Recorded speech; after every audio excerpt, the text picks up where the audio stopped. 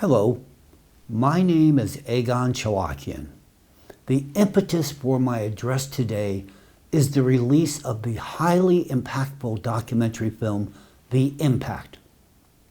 My keen interest in this film is well-founded, as it turns out to be based on materials from our 10-year investigation, some of the results of which I publicly disclosed in April of this year. This film reveals the detailed plans of the force I have mentioned in my previous speeches, known by various monikers such as the Architects of Consciousness, the secret KGB department that has maintained its activity and influence to this very day, and the Hydra, which seeks to destroy the United States and establish a totalitarian regime of its power worldwide. The Impact sheds light on how this destructive shadow force operates today, shaping international geopolitical trends, orchestrating global conflicts and terrorist attacks, manipulating entire peoples and nations, and sowing hatred and division among them. The documentary's creators have named this hidden force global anti-cultism. This investigative film has already sparked serious discussions in high political circles, the diplomatic corps, and government structures, which is not surprising. It should be noted that for many influential figures who consider themselves architects of global politics and international relations, such a turn of events was unexpected. Currently, all the facts and data presented in this investigation are undergoing meticulous analysis and verification by competent authorities. It is important to emphasize that a significant portion of the information has already been corroborated by an extensive evidentiary base.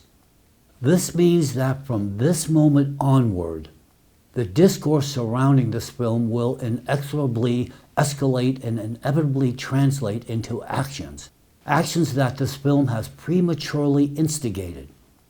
Allow me to clarify my stance.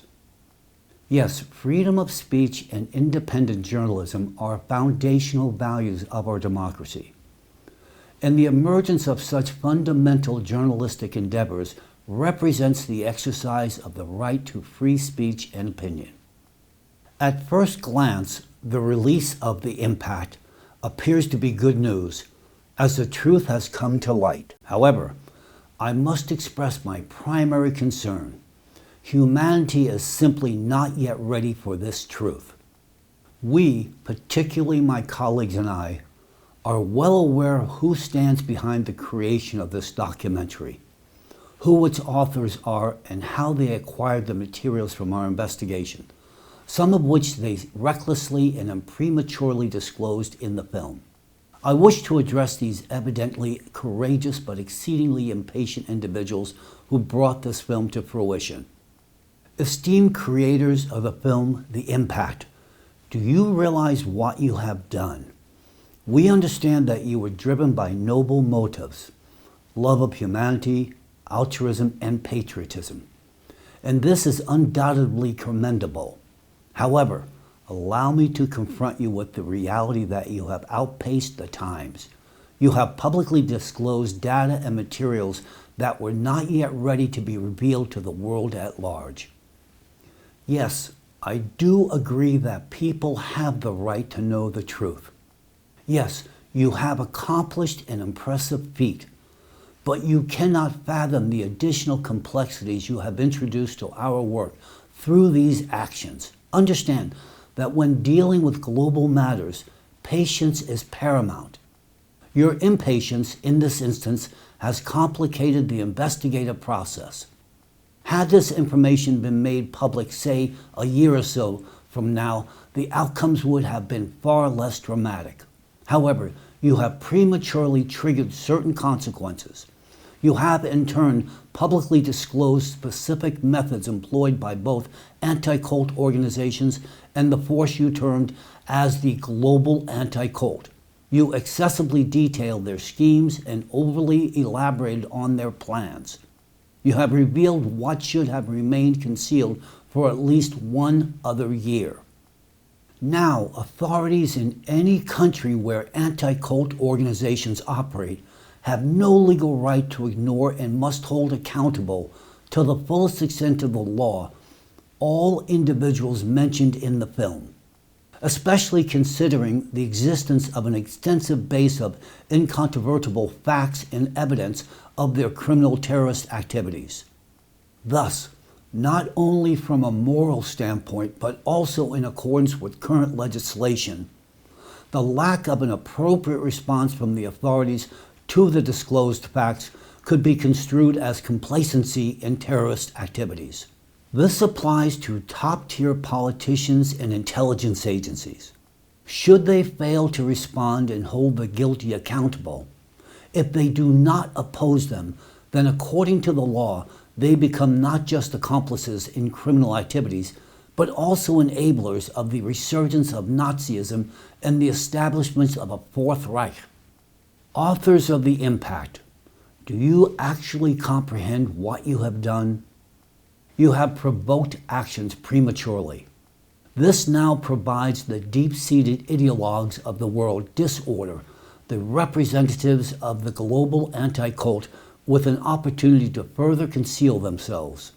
Yes, you have widely exposed the criminal actions of their pawns, anti-cult organizations, media representatives, and their network of accomplices. All of them will unequivocally be held accountable for their monstrous deeds, for terrorism, Nazism, and genocide. Their involvement in crimes against humanity has already been substantiated by an extensive body of evidence, which continues to grow daily. However, you must be aware that all the figures, individuals, and names you have highlighted in the film The Impact are merely executors.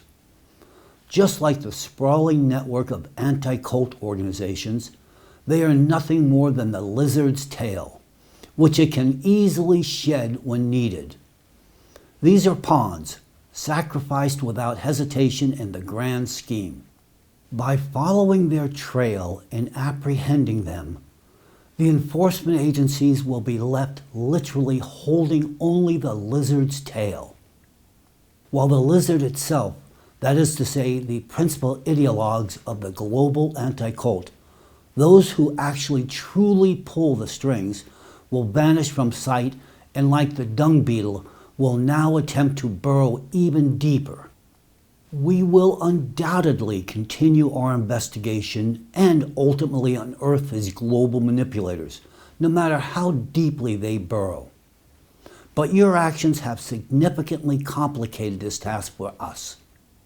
Now a vast number of people will have to undertake an immense amount of additional work to achieve the desired outcome. The primary objective of the investigation is to identify and hold accountable the key ideologues of the global destructive process. Only such an approach will effectively curtail their activities. It is crucial to ensure the collection of comprehensive evidence, preventing any involved individuals from evading responsibility. However, the premature disclosure of information risks shifting public scrutiny to mere executors, the front-facing individuals and organizations, while actually allowing the true orchestrators to cover their tracks and conceal their involvement. Please understand, I am not attempting to diminish the significance of your work. Instead, I recognize your noble intentions and greatly appreciate your pursuit of the truth. Yet, I must express my concern. Such serious actions as you have undertaken require coordination and alignment. You could have at very least sought my counsel. History has repeatedly shown us that being ahead of one's time can often have unpredictable consequences. Since the authors of the documentary touched upon Russia, let us recall, for instance, Vladimir Zhirinovsky, a politician whose forecasts often preceded their time and whose truthful statements about the climate boldly resonated in the public domain. Or consider the recent example of the ALLATRA organization, which also was ahead of its time, daring to speak the truth about catastrophic climate changes in Russia that threatened the entire world. What became of its story? In Russia and in Ukraine, under orders from Russia, ALLATRA was silenced and brutally persecuted, thus disgracefully trampling on freedom of speech and human rights in these countries. By order of certain representatives of Russian authorities, a repressive apparatus was unleashed upon ALLATRA. This is a flagrant act of suppressing truth and persecuting those who dare to challenge falsehoods. Both Mr. Zhirinovsky and the participants of ALLATRA sounded the alarm about a massive climate catastrophe in Russia and the world. They were ignored. They were silenced. They were misunderstood. Why? Because society was not ready for the bitter truth. So journalists who created the film, The Impact, remember this. Truths are only accepted by society when the appropriate time comes. Yes, the release of your documentary, The Impact, has become a catalyst for serious public debate. It exposed the root causes of certain tragic events taking place in the United States and the world. Specifically, I refer to the acute topic you addressed, puzzle coding.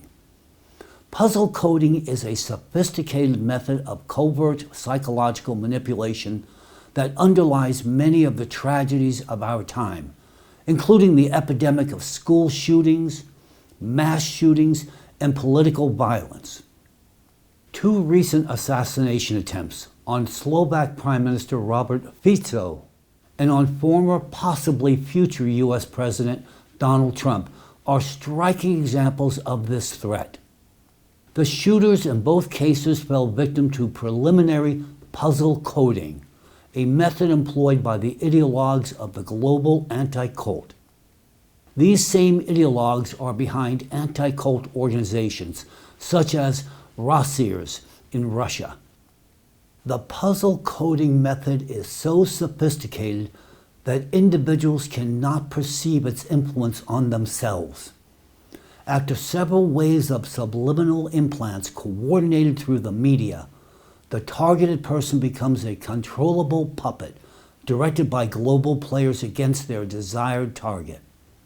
Both the attackers and their victims are mere pawns in this grand game. However, behind the scenes of these horrifying events lurk the true architects of global manipulation. It is they who select the political targets for elimination and the educational institutions where puzzle coding of students is conducted, provoking school shootings. It is they who develop manipulative strategies and coordinate the actions of their agents worldwide. The danger posed by the puzzle coding method to society and every individual is truly immense. You or any of your loved ones could become the next shooter or the victim of a shooter until the activities of the global anti-cult are halted. During our investigation, we encountered difficulties disseminating data about this method through official channels. However, public disclosure of this information has proven effective in reaching a broad audience. Today, the issue of puzzle coding must become a topic of active discussion, not only among the civilian population, but also in research circles and national security agencies. It is also essential to emphasize that the public revelation of this information imposes significant responsibility on state authorities.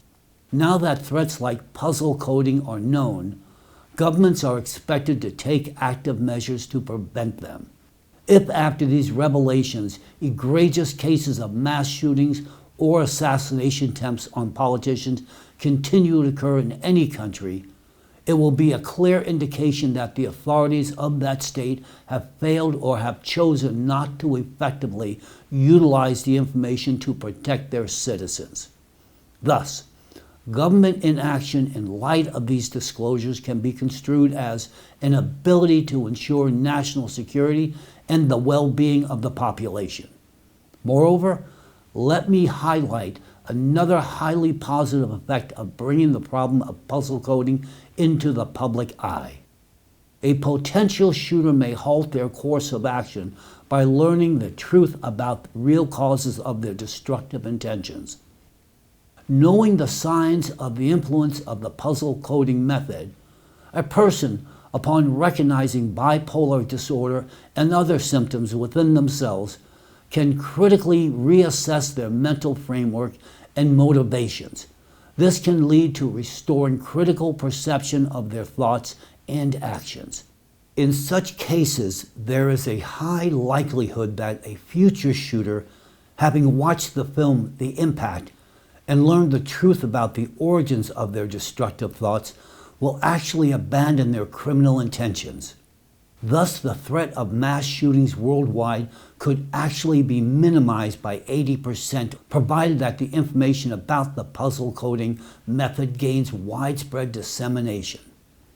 I want to also thank the creators of the film, The Impact, for at least not revealing all the cards regarding the working of the puzzle coding method. You provided just enough information to understand its danger and its mechanism.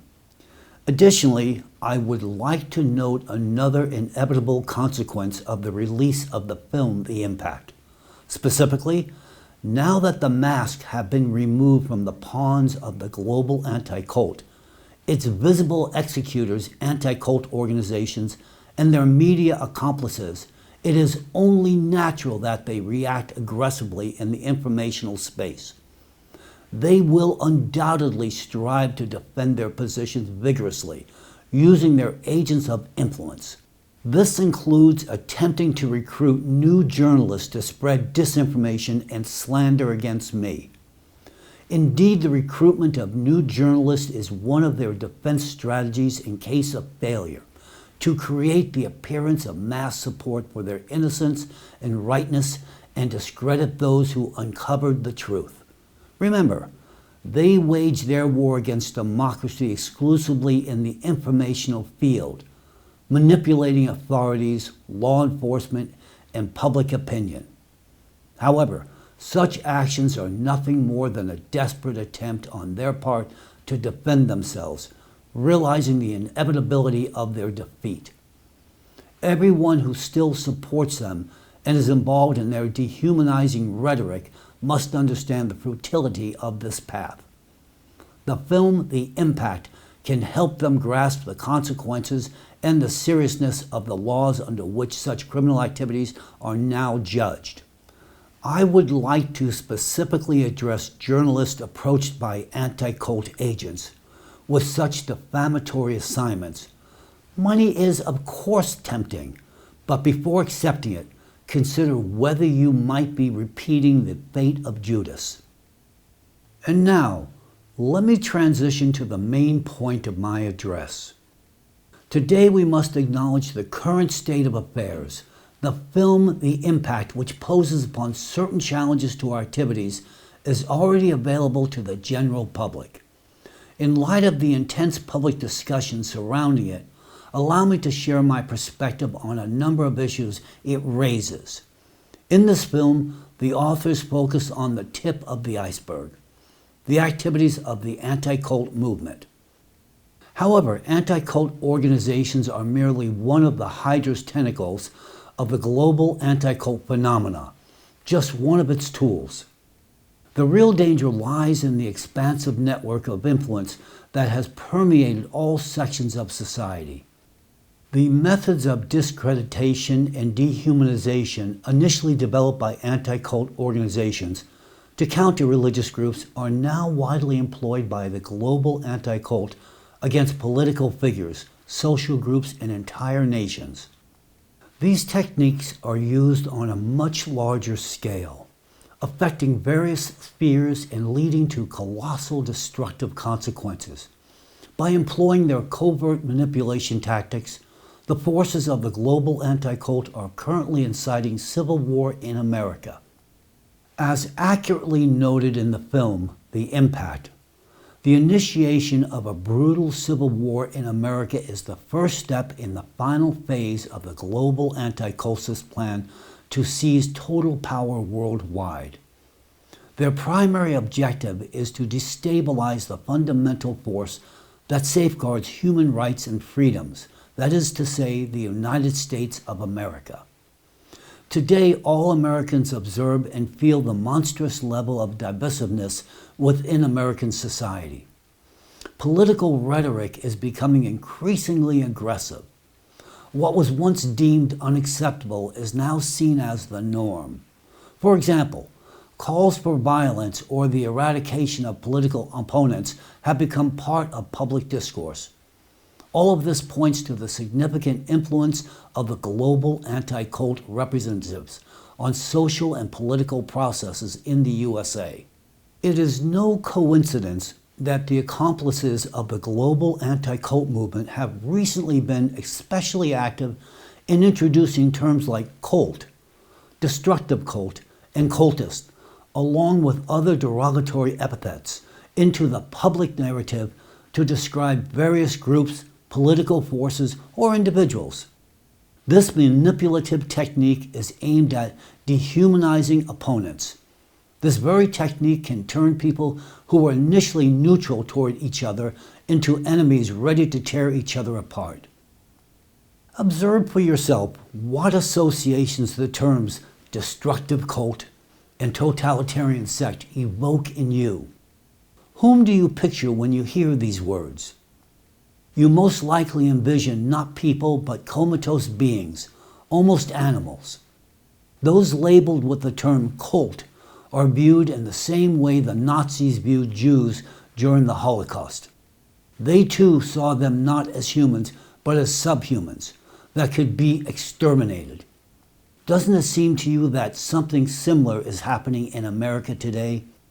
One part of society perceives the other with the same hostility, with both sides using various derogatory and dehumanizing labels, which paves the way for violence. This is precisely how Americans are being prepared for conflict today. More accurately, for a full-scale civil war. A striking example of how such persecution leads to horrific consequences is the tragedy of the Waco siege in Texas in 1993.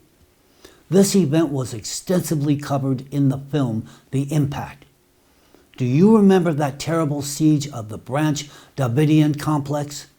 The documentary film The Impact unveiled the long-awaited and I'm sure for many shocking truth about this tragedy. Think about it. How could it happen that unverified accusations and biases led to the death of 86 American citizens, including 25 innocent children, at the hands of other American citizens? Those who took on the responsibility to protect American citizens ended up willfully and intentionally killing them. American citizens killed American citizens.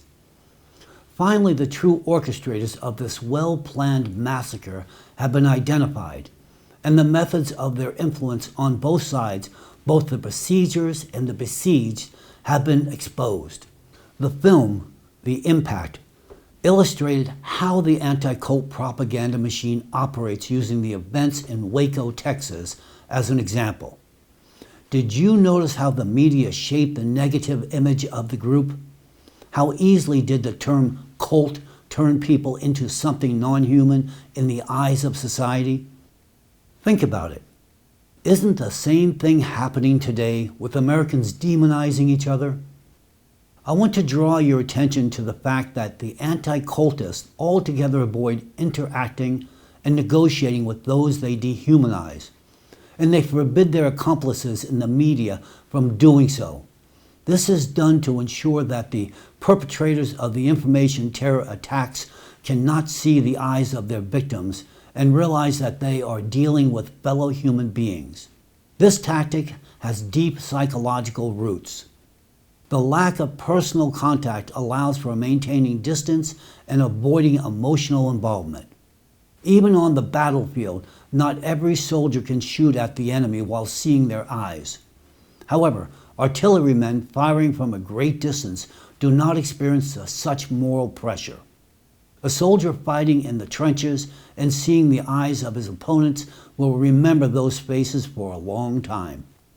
On the other hand, an artilleryman will not be haunted by such visions, as he does not see those he targets.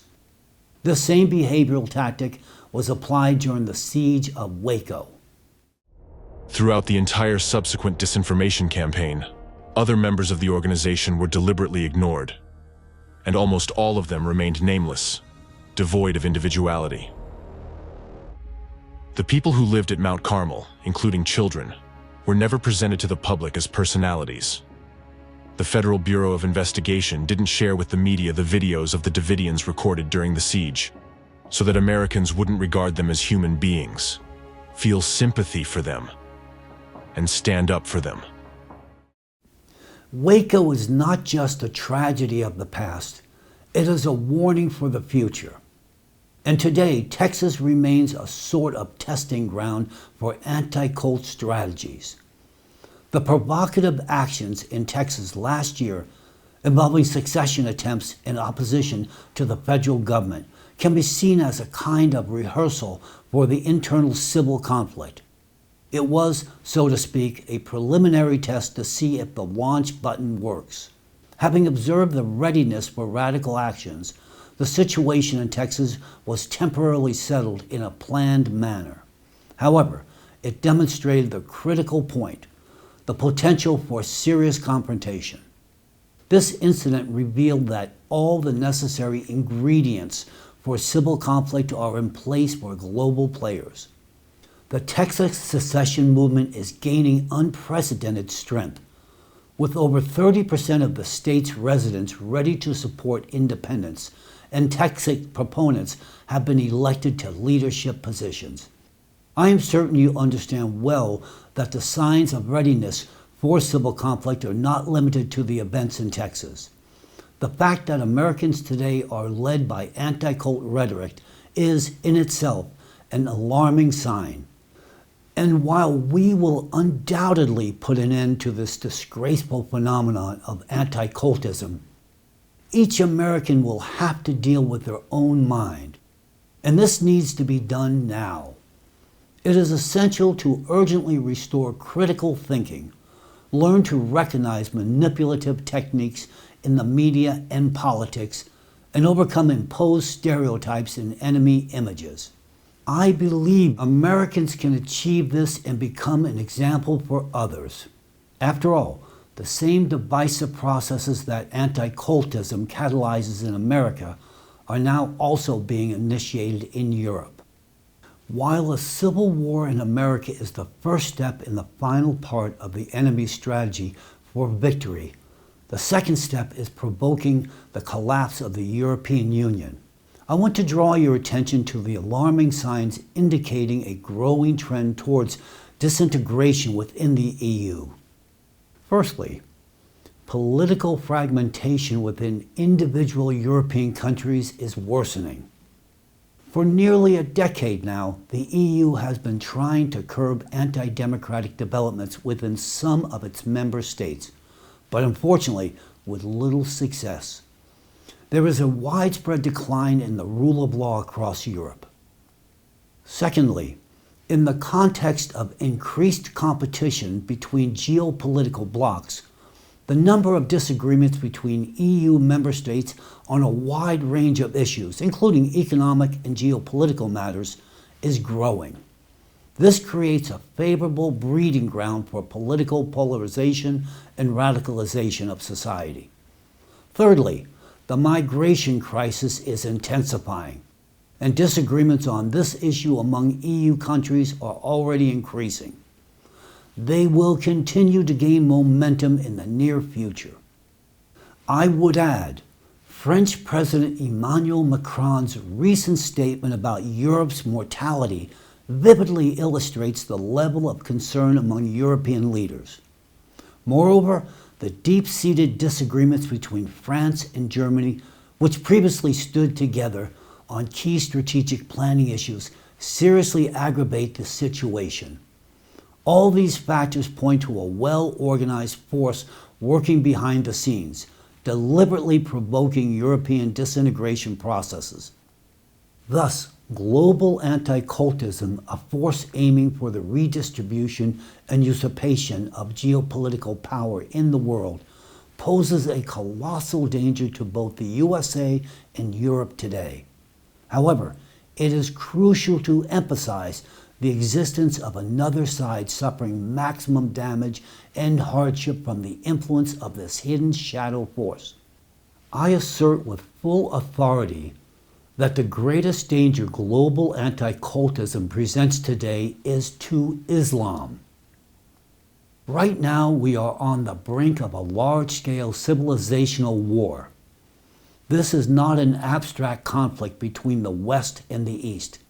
It is a concrete confrontation between the Islamic world and the rest of the world, which today, by all indications, is being artificially inflamed by a hidden destructive force, global anti-cultism. Allow me to provide some context on global events. Pay attention to the trends of recent decades. We observe systematic violations of the rights of Muslims worldwide, in Europe, America, and Russia. In the United States, according to data from the Council on American Islamic Relations, there has been a sharp increase in the hate crimes against Muslims and growing activity from anti-Muslim hate groups in recent years. In October 2023, a prominent American figure speaking out against Islam published an article in which he made the following statement about Muslims. "We're in a war between savages and civilization." I think that makes it eminently clear to you just what meaning the accomplices of the anti-cultism attribute to the expression civilizational war. A war of civilization against savages, who, in their view, must be eradicated. Why? Because Muslims are representatives of a religion of peace and moral purity, and Islam itself, with its strong and unwavering traditions, is seen as highly inconvenient to those who seek global control. It is no coincidence that there was a significant surge in anti-Islamic sentiment in October 2023, coinciding with a new escalation in the Israeli-Palestine conflict. It is crucial to understand that this long-standing conflict between Israel and Palestine, which could have been resolved long ago, is deliberately sustained and inflamed by representatives of global anti-cultism. Significant funds are poured into one side, strengthening it ideologically and materially. Why?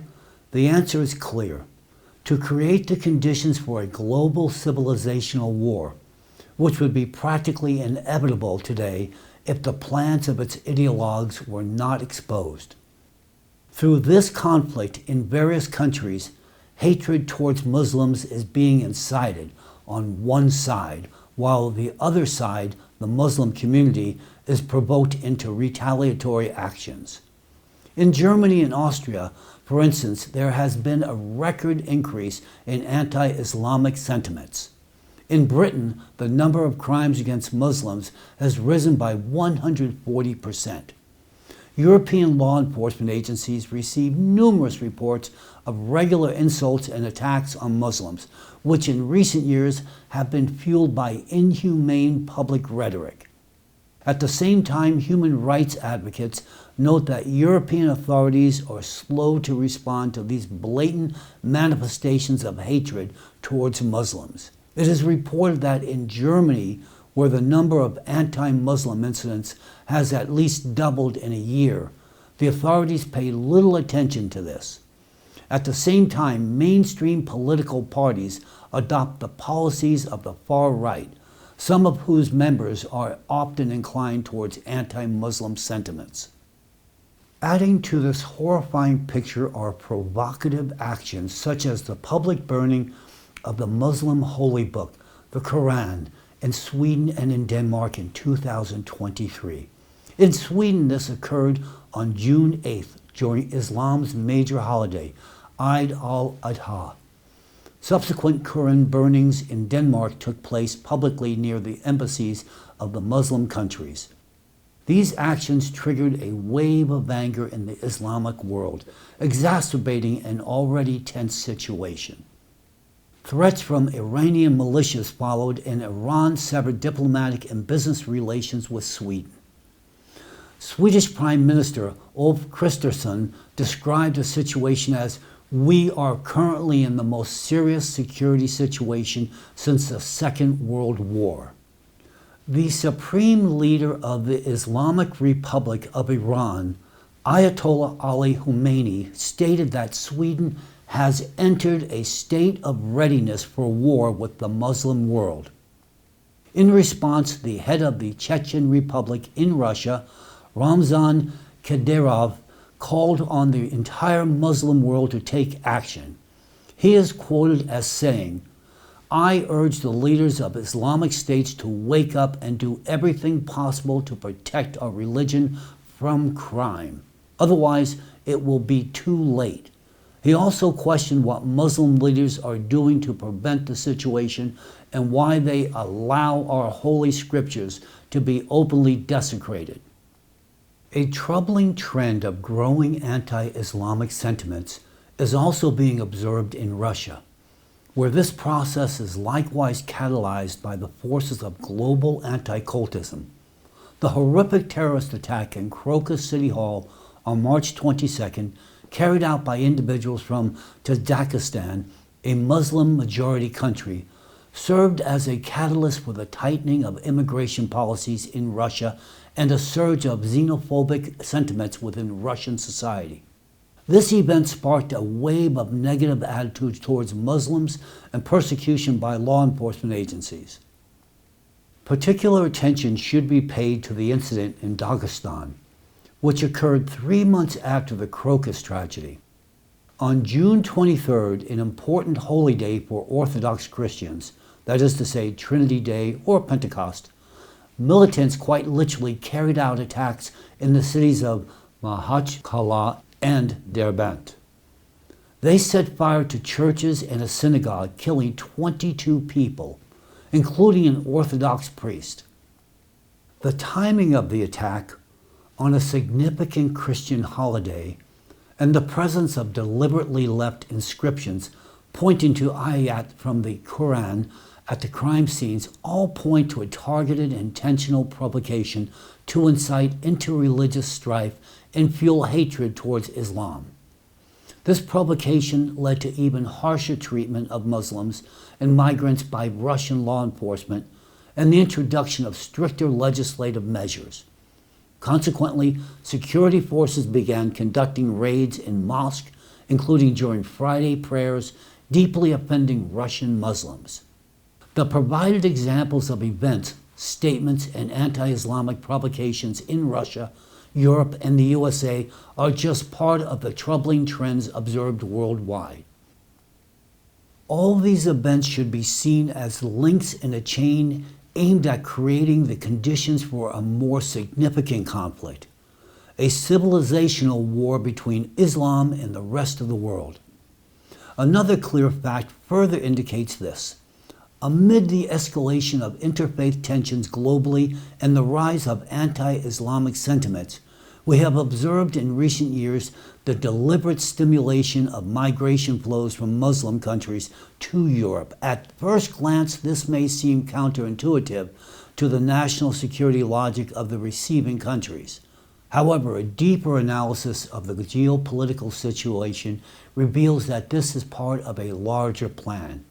It is no coincidence that among the migrants from Muslim countries, there is a disproportionately high percentage of strong young men of working age, many of whom have military training. It is no coincidence that there is a deliberate lack of effective integration of these groups into European society. And it is no coincidence that there is a parallel rise in the anti-Islamic sentiments in the host countries. These factors collectively create the prerequisites for a large-scale civilizational conflict between the Islamic and non-Islamic worlds. In this conflict, Muslim migrants within the host countries will play a pivotal role. It is important to note that the migrants themselves may not currently be aware of their role in the potential conflict. Still, they will be mobilized under certain conditions. Currently, they represent what we would call a sleeper force that will be activated at a critical moment by those who originally conceived and planned this migration strategy, the very scriptwriters of this migration being global anti-cultism. According to the multi-stage strategy of global anti-cultism, the uprising of the Muslim world is the third step in their final strategy to achieve global chaos. As I mentioned earlier, the first step is a civil war in America. The second step is the disintegration of the European Union, accompanied by the escalation of anti-Muslim sentiments and critical violations of Muslims' rights. The third step is large-scale Muslim uprisings in Europe, followed by the involvement of major Islamic states under the pretext of protecting their fellow believers. The culmination of this scenario is as follows.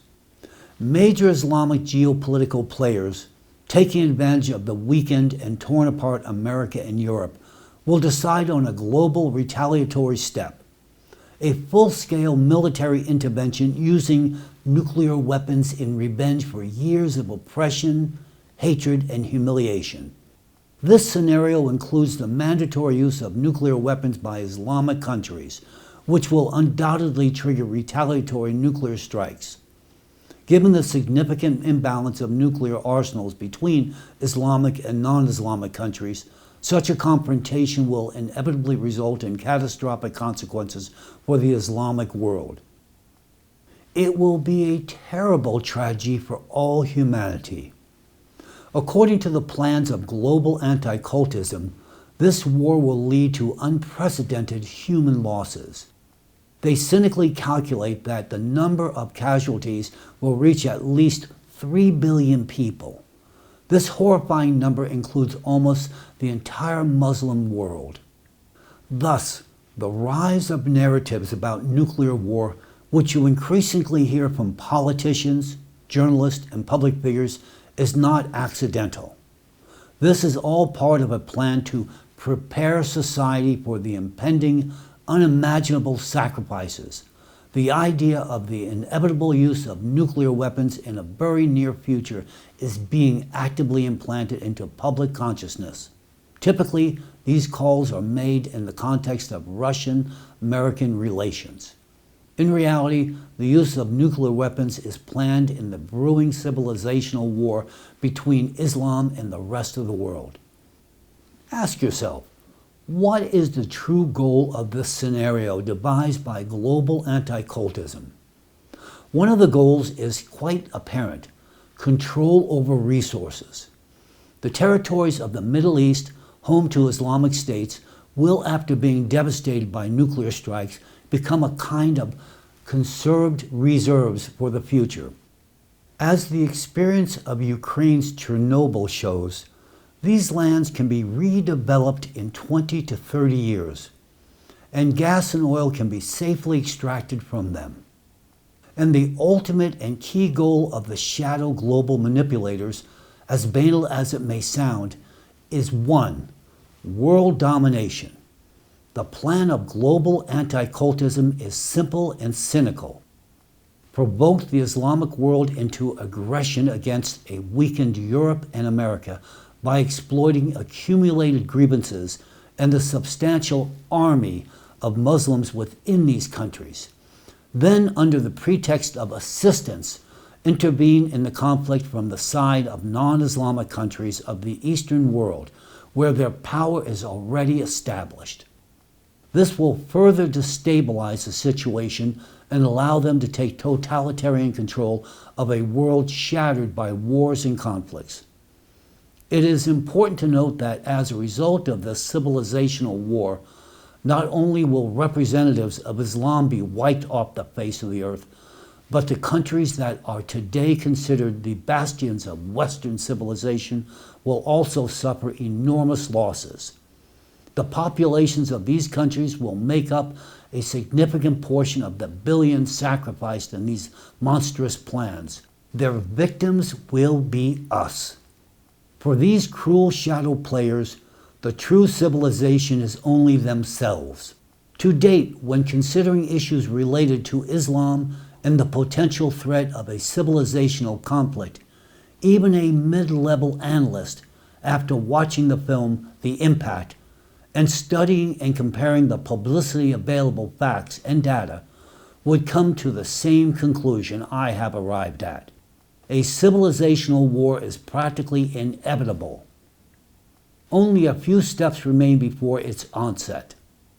The forces of global anti-cultism are so focused on honing their dark plans for world domination and conserving fossil resources for themselves that they either do not see or prefer to ignore the elephant in the room, the primary threat that can put a definitive end to any of their meticulously crafted strategies. This threat is the rapid and catastrophic climate change.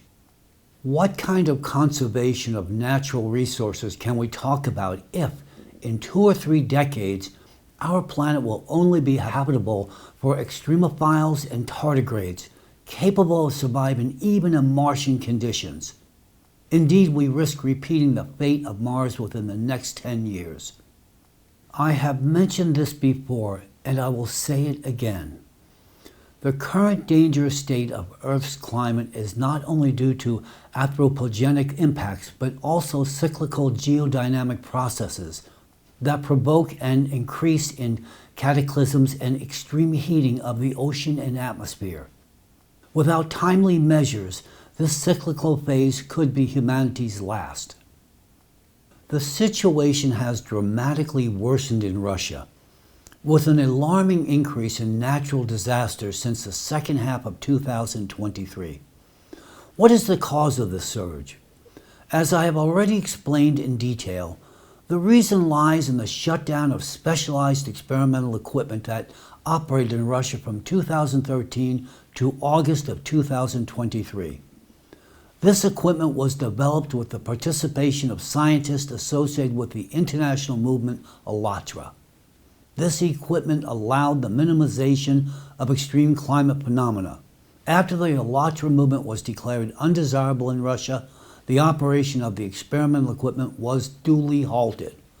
The consequences were not long in coming. Destructive storms, abnormal snowfalls, and hurricanes in increased intensity began to attack Russian territories. You can clearly see on a graph how effectively these phenomena were contained and how sharply the situation deteriorated after the equipment was turned off. This immediately reflected a rapid increase in the number of severity and extreme climate events. Note that the graph shows a stable plateau from 2013 to 2022, indicating the absence of an increase in meteorological hazards.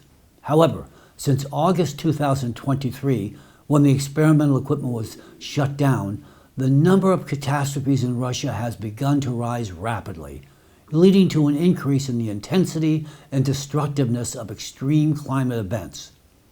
It is expected that starting in 2025, the growth in the number of catastrophes in Russia will take on an exponential nature, following the trend observed worldwide. I warned about these dangerous consequences in advance, and on September 3, 2023, a representative of ALLATRA, the esteemed Igor Mikhailovich Danilov, publicly voiced these forecasts and concerns, but we were not heard. The result is evident. In 2024, Russia was overwhelmed by unprecedented floods, squalls, and tornadoes. Neighboring countries, China, Kazakhstan, Belarus, and Eastern Europe also felt the negative consequences of the equipment shutdown. This year, they are especially suffering from relentless natural disasters. The equipment was installed in Russia because Siberia is a crucial hotspot for the planet's abnormal heating. Now that the equipment is deactivated, nothing is mitigating the situation, and it will only worsen in Russia and globally. Moreover, note how rapidly seismic activity is increasing on the planet. Look at the dynamics of the growth of earthquakes with magnitudes of 5, 6, and 7. According to dry mathematical calculations, without considering aggravating factors, by 2029, the frequency of magnitude 7 earthquakes will increase tenfold, marking the beginning of an era of global destruction and chaos. Cities will be destroyed, infrastructure will be annihilated, and billions of people will become refugees. The economic and social consequences will be so vast that they could lead to the complete collapse of modern civilization. And this is not a hypothetical scenario of a distant future. This is instead our reality in a few short years, if we do not take radical measures immediately. The most lamentable fact is that while exacerbating the climate situation demands immediate consolidation of the international community and close cooperation among all countries, the world remains instead focused on resolving geopolitical interest, struggles for dominance, and the redivision of spheres of influence. Let me assure you, it will not be long before no one will be able to ignore the planetary danger currently looming over all humanity. Now I would like to focus on the main aspect of my address. Given that the film, The Impact, is already publicly available and there is no turning back, it is time for an honest conversation. This conversation will only partially address the topics raised in the film. The primary goal of my address today is an attempt to save the world from the inevitable destruction it is heading toward. The cause of this destruction today can be traced to one specific individual who has the power to resolve a global problem or merely consciously allow it to reach its logical, tragic end. I am speaking now about Mr. Vladimir Putin. I sincerely hope that the information I will present in this video does not escape his attention, that he is able to draw conclusions from it, and that he takes actions that could influence the fate of the world. But let's take things one step at a time. In light of the information presented in the film, The Impact, I find it necessary to highlight a critical factor that undermines the foundations of democracy and diplomatic interaction, threatening the very existence of our civilization. At this crucial moment in our shared history, with the looming climate threat, eliminating all obstacles to peaceful cooperation between countries is of paramount importance. However, we are confronted with a profoundly troubling reality: the resurgence of Nazi ideology, its methods and practices in the modern world.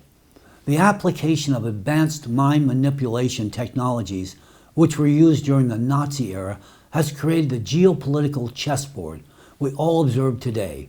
As accurately analyzed by the creators of the film, The Impact, the current pace of events suggests that soon we could witness the rapid and irreversible collapse of freedom and democracy.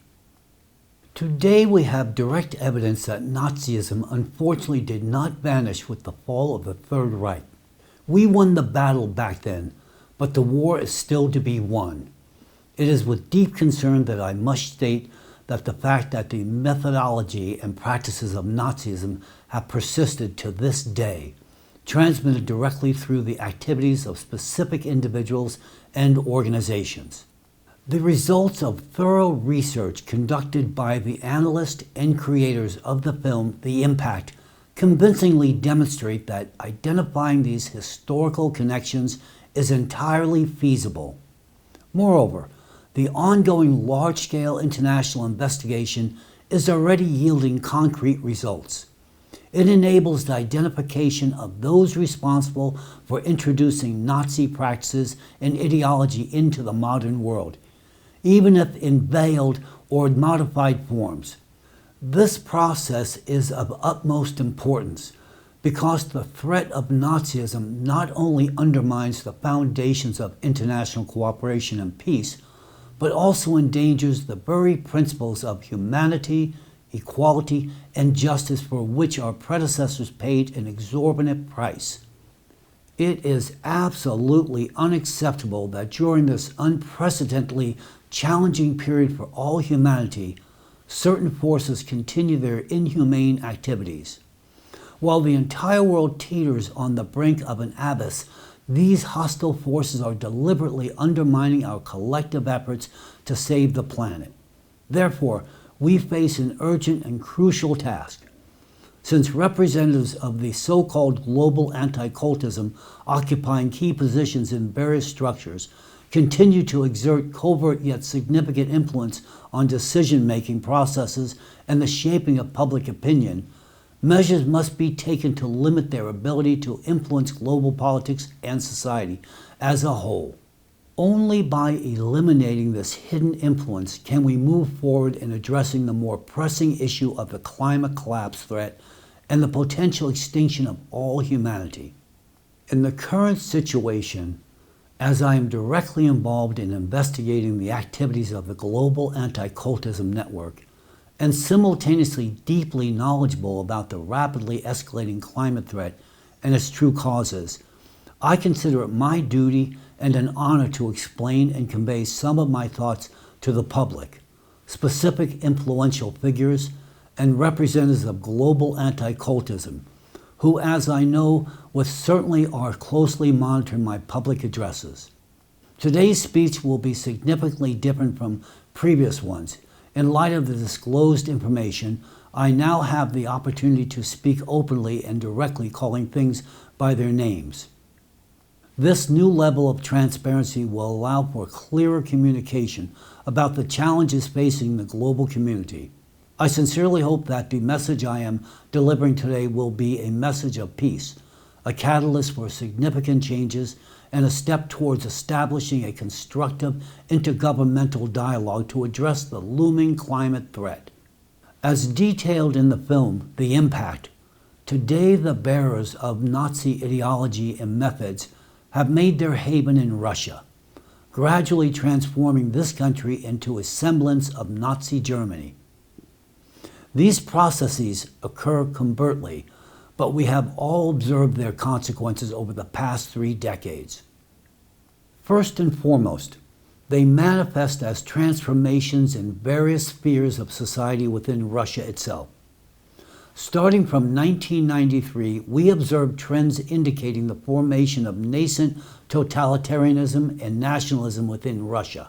These trends intensified from the mid-1990s and continued to grow. Today we have factual evidence and substantial grounds to assert that all the signs of fascism and its extremely radical form, Nazism, are already being implemented in practice in Russia. Now I would like to elaborate on some of these signs. The first is anti-democratism and systematic human rights violations, such as the right of freedom of speech, freedom of religion, and freedom of assembly. The film Impact presented numerous examples of such violations in Russia. Another dangerous sign of fascism, which paves the way for legitimizing state arbitrariness in violating citizens' fundamental rights, is the disregard and violation of international law norms and principles. According to the amendments to the Russian Constitution, adopted on March 14, 2020, the supremacy of the Russian Constitution over international law and treaties was established. As a result, Russian citizens have effectively been isolated from the global system of human rights protection and democratic freedoms. It is also worth noting the unprecedented increase in the influence of Russia's coercive apparatus, that is to say, the police and security services. Initially intended to protect citizens and maintain public order, these structures have since transformed into instruments of political repression. They conduct searches and detentions without sufficient legal grounds. They violate citizens' rights to privacy, abuse their authority, resort to excessive force, and even engage in torture and the elimination of dissenting individuals. The scale of such repressions have achieved unprecedented levels. Citizens are detained not only for participating in peaceful protest, which in itself is a gross violation of basic human rights, but also for activities undertaken on the internet. People are persecuted for subscribing to opposition groups on social media and even for comments on posts critical of the government. These actions by the authorities have an obvious goal: to intimidate the population and suppress any manifestation of dissent or to criticism. Thus, law enforcement agencies in Russia have turned into a monster that devours the freedom and dignity of citizens. They sow terror and contribute to the strengthening of the totalitarian regime. These methods of control and suppression mirror those used by Nazis. During Nazi Germany, the ruling regime exercised comprehensive control over all spheres of societal life through the SS protective squads and the Gestapo, the secret state police subordinate to them. Today we are deeply troubled to observe how the Russian law enforcement agencies and the security services, namely the Ministry of Internal Affairs, MVD, and the Federal Security Service, FSB, are acquiring traits and powers similar to those of the Gestapo and the SS. The scale of control and influence these structures exert over all aspects of citizens' lives has reached colossal proportions. Their functions and methods of operation, such as exercising political control and suppressing opposition, identifying and persecuting so-called enemies of the state, and carrying out extrajudicial repressions and executions, increasingly resemble the infamous practices of the SS and Gestapo.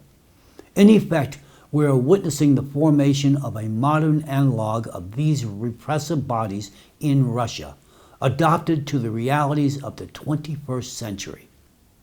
Simultaneously, there is a rapid degradation of the independent judicial system in Russia.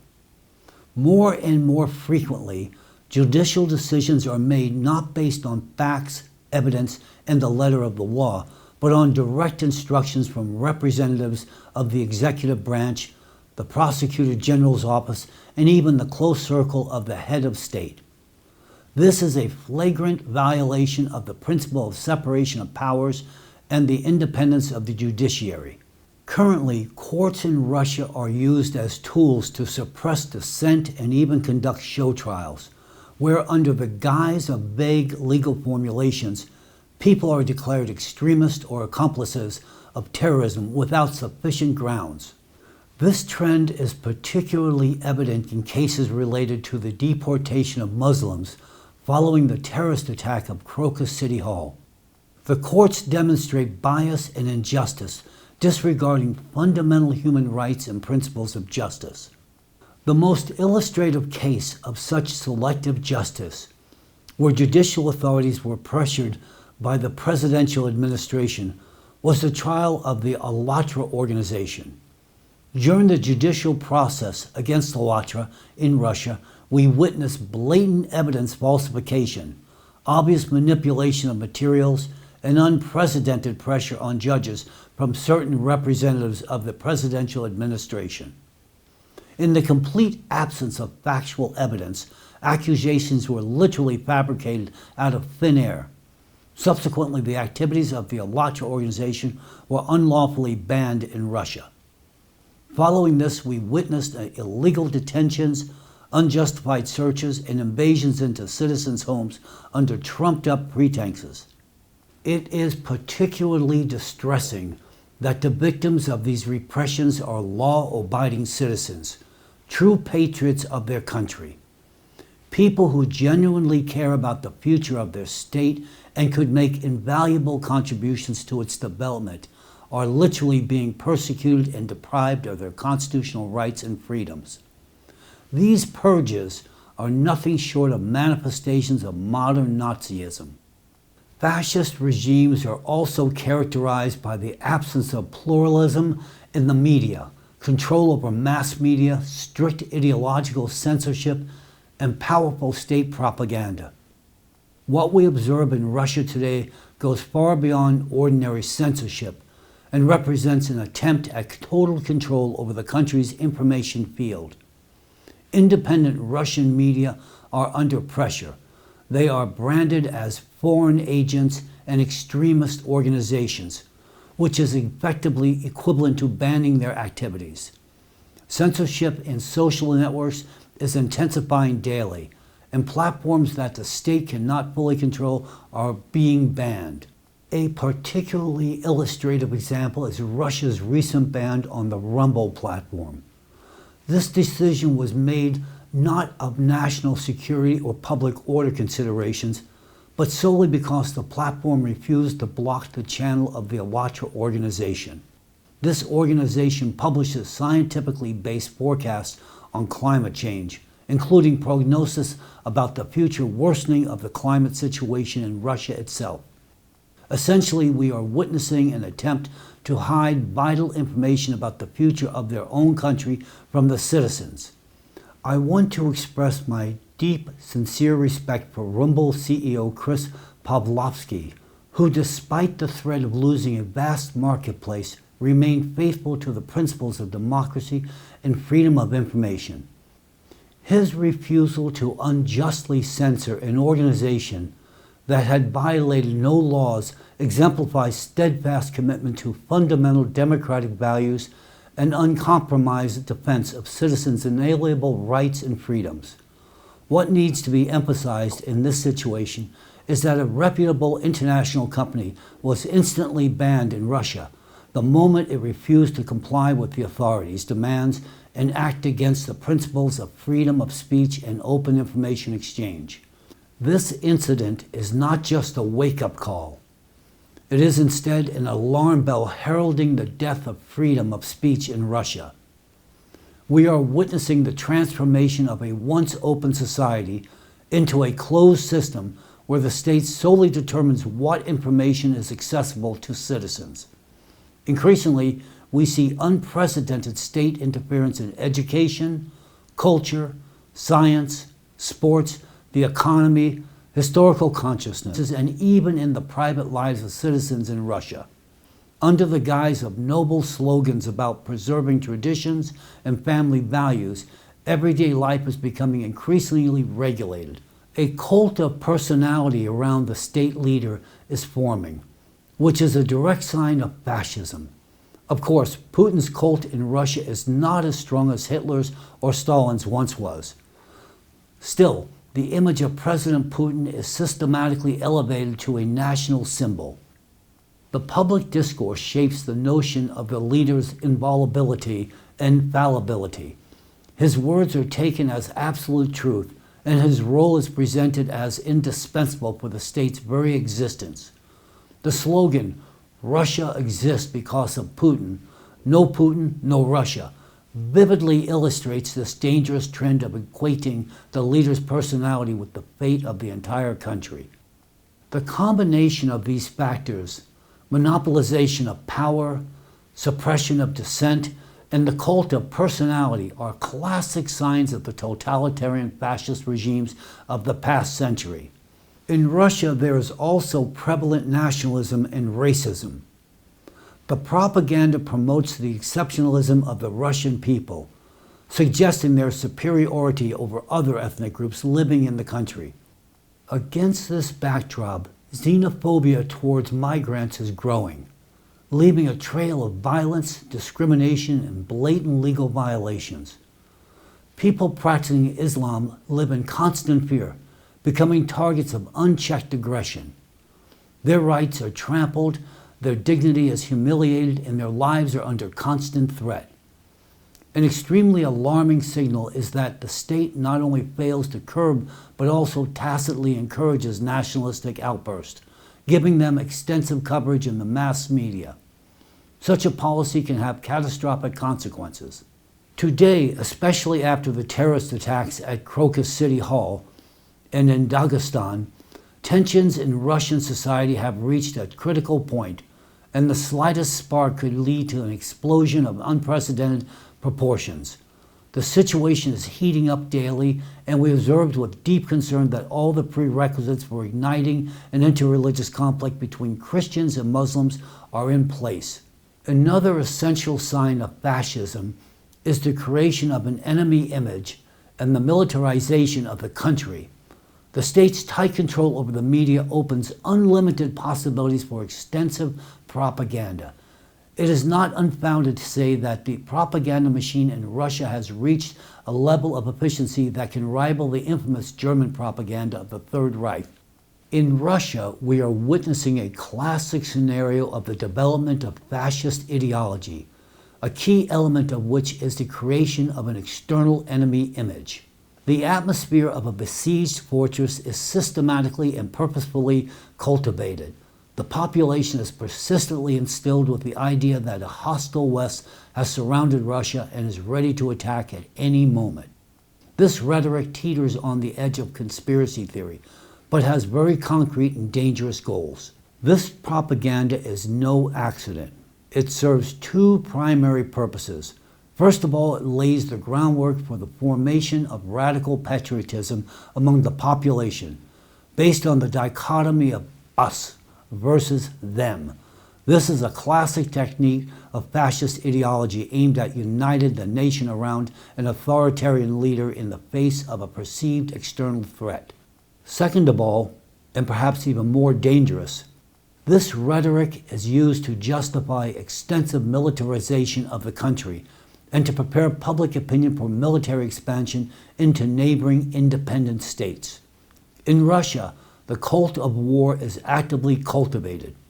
The population is persistently instilled with the idea of the inevitable and even desirability of a final battle, creating an artificial need for military victories. The ideology based on the concept of the great liberating mission of the Russian people is actively formed and promoted. Citizens are led to believe in the necessity of defending so-called Russian values and Russia's very right to exist. The most dangerous aspect of this policy is the transformation of patriotism into its aggressive militaristic form. This is not just state propaganda. It is in fact the deliberate creation of a psychological need among citizens for aggressive self-assertion on the international stage.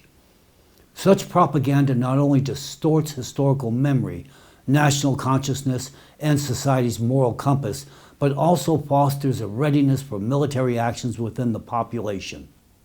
The consequences of this propaganda can be observed in the ongoing military conflict between Russia and Ukraine.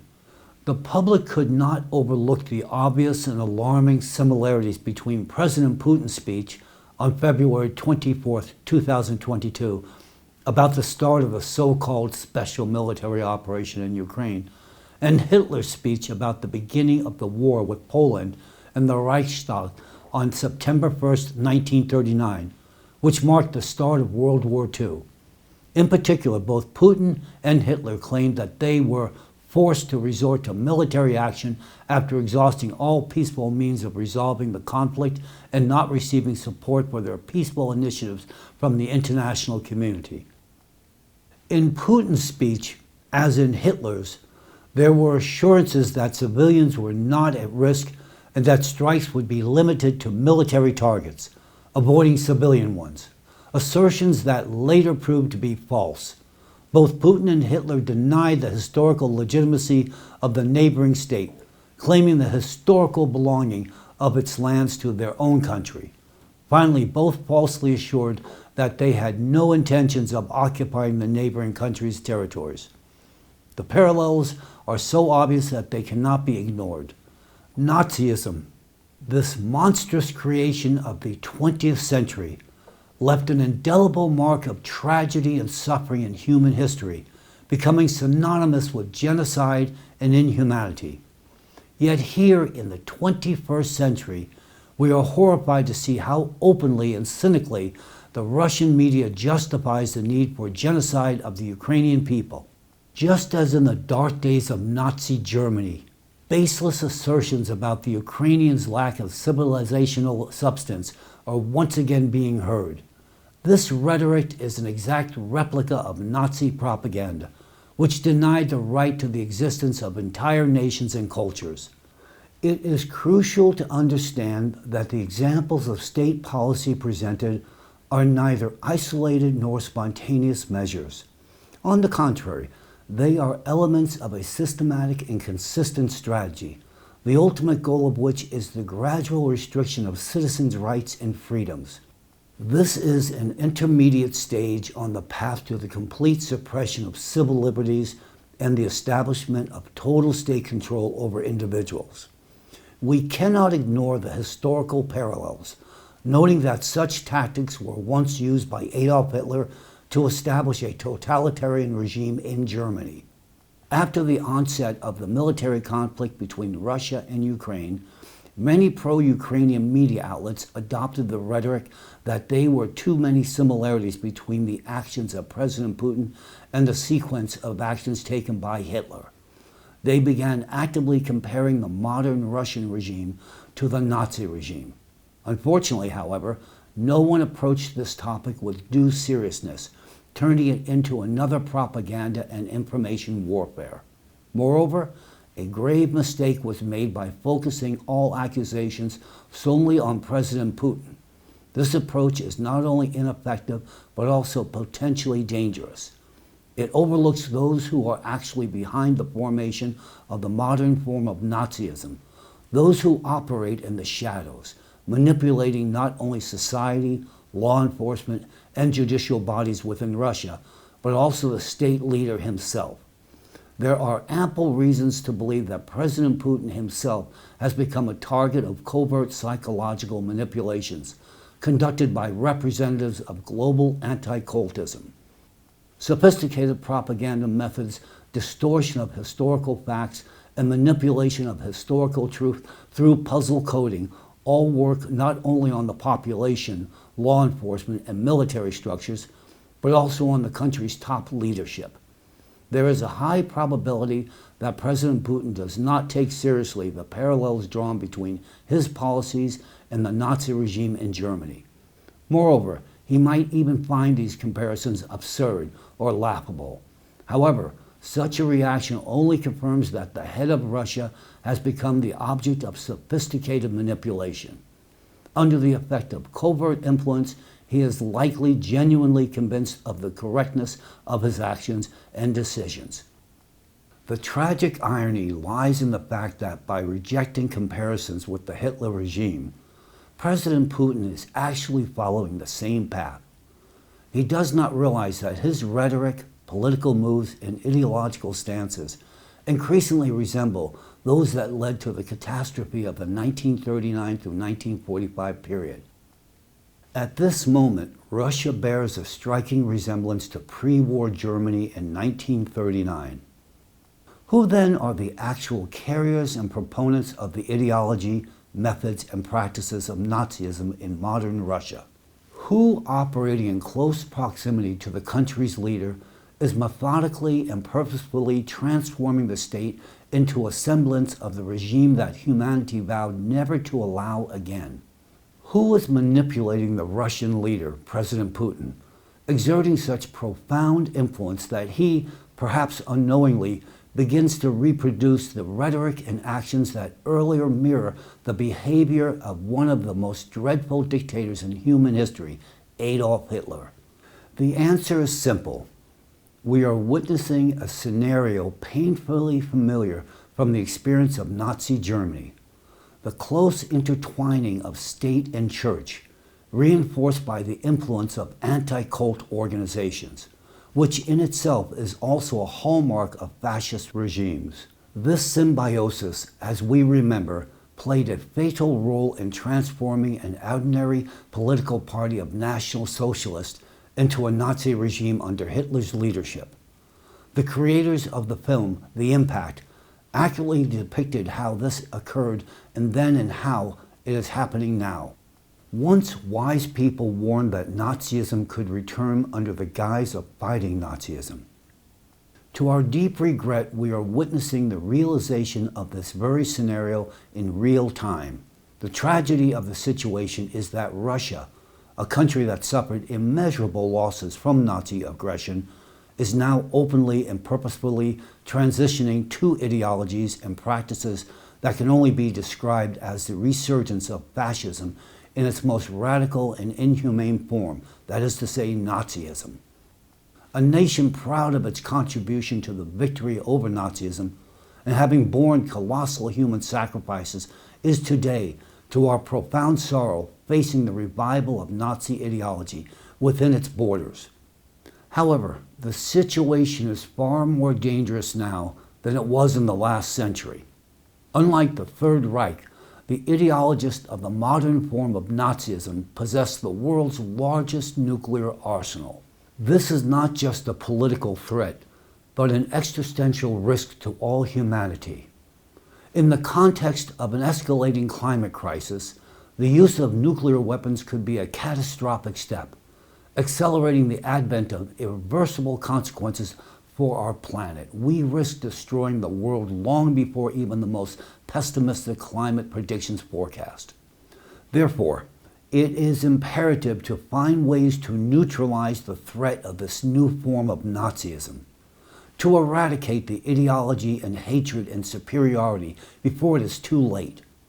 We cannot afford to repeat the mistakes of the past. The cost of inaction today could be immeasurably higher than ever before in human history. Based on the foregoing, only one conclusion can be drawn.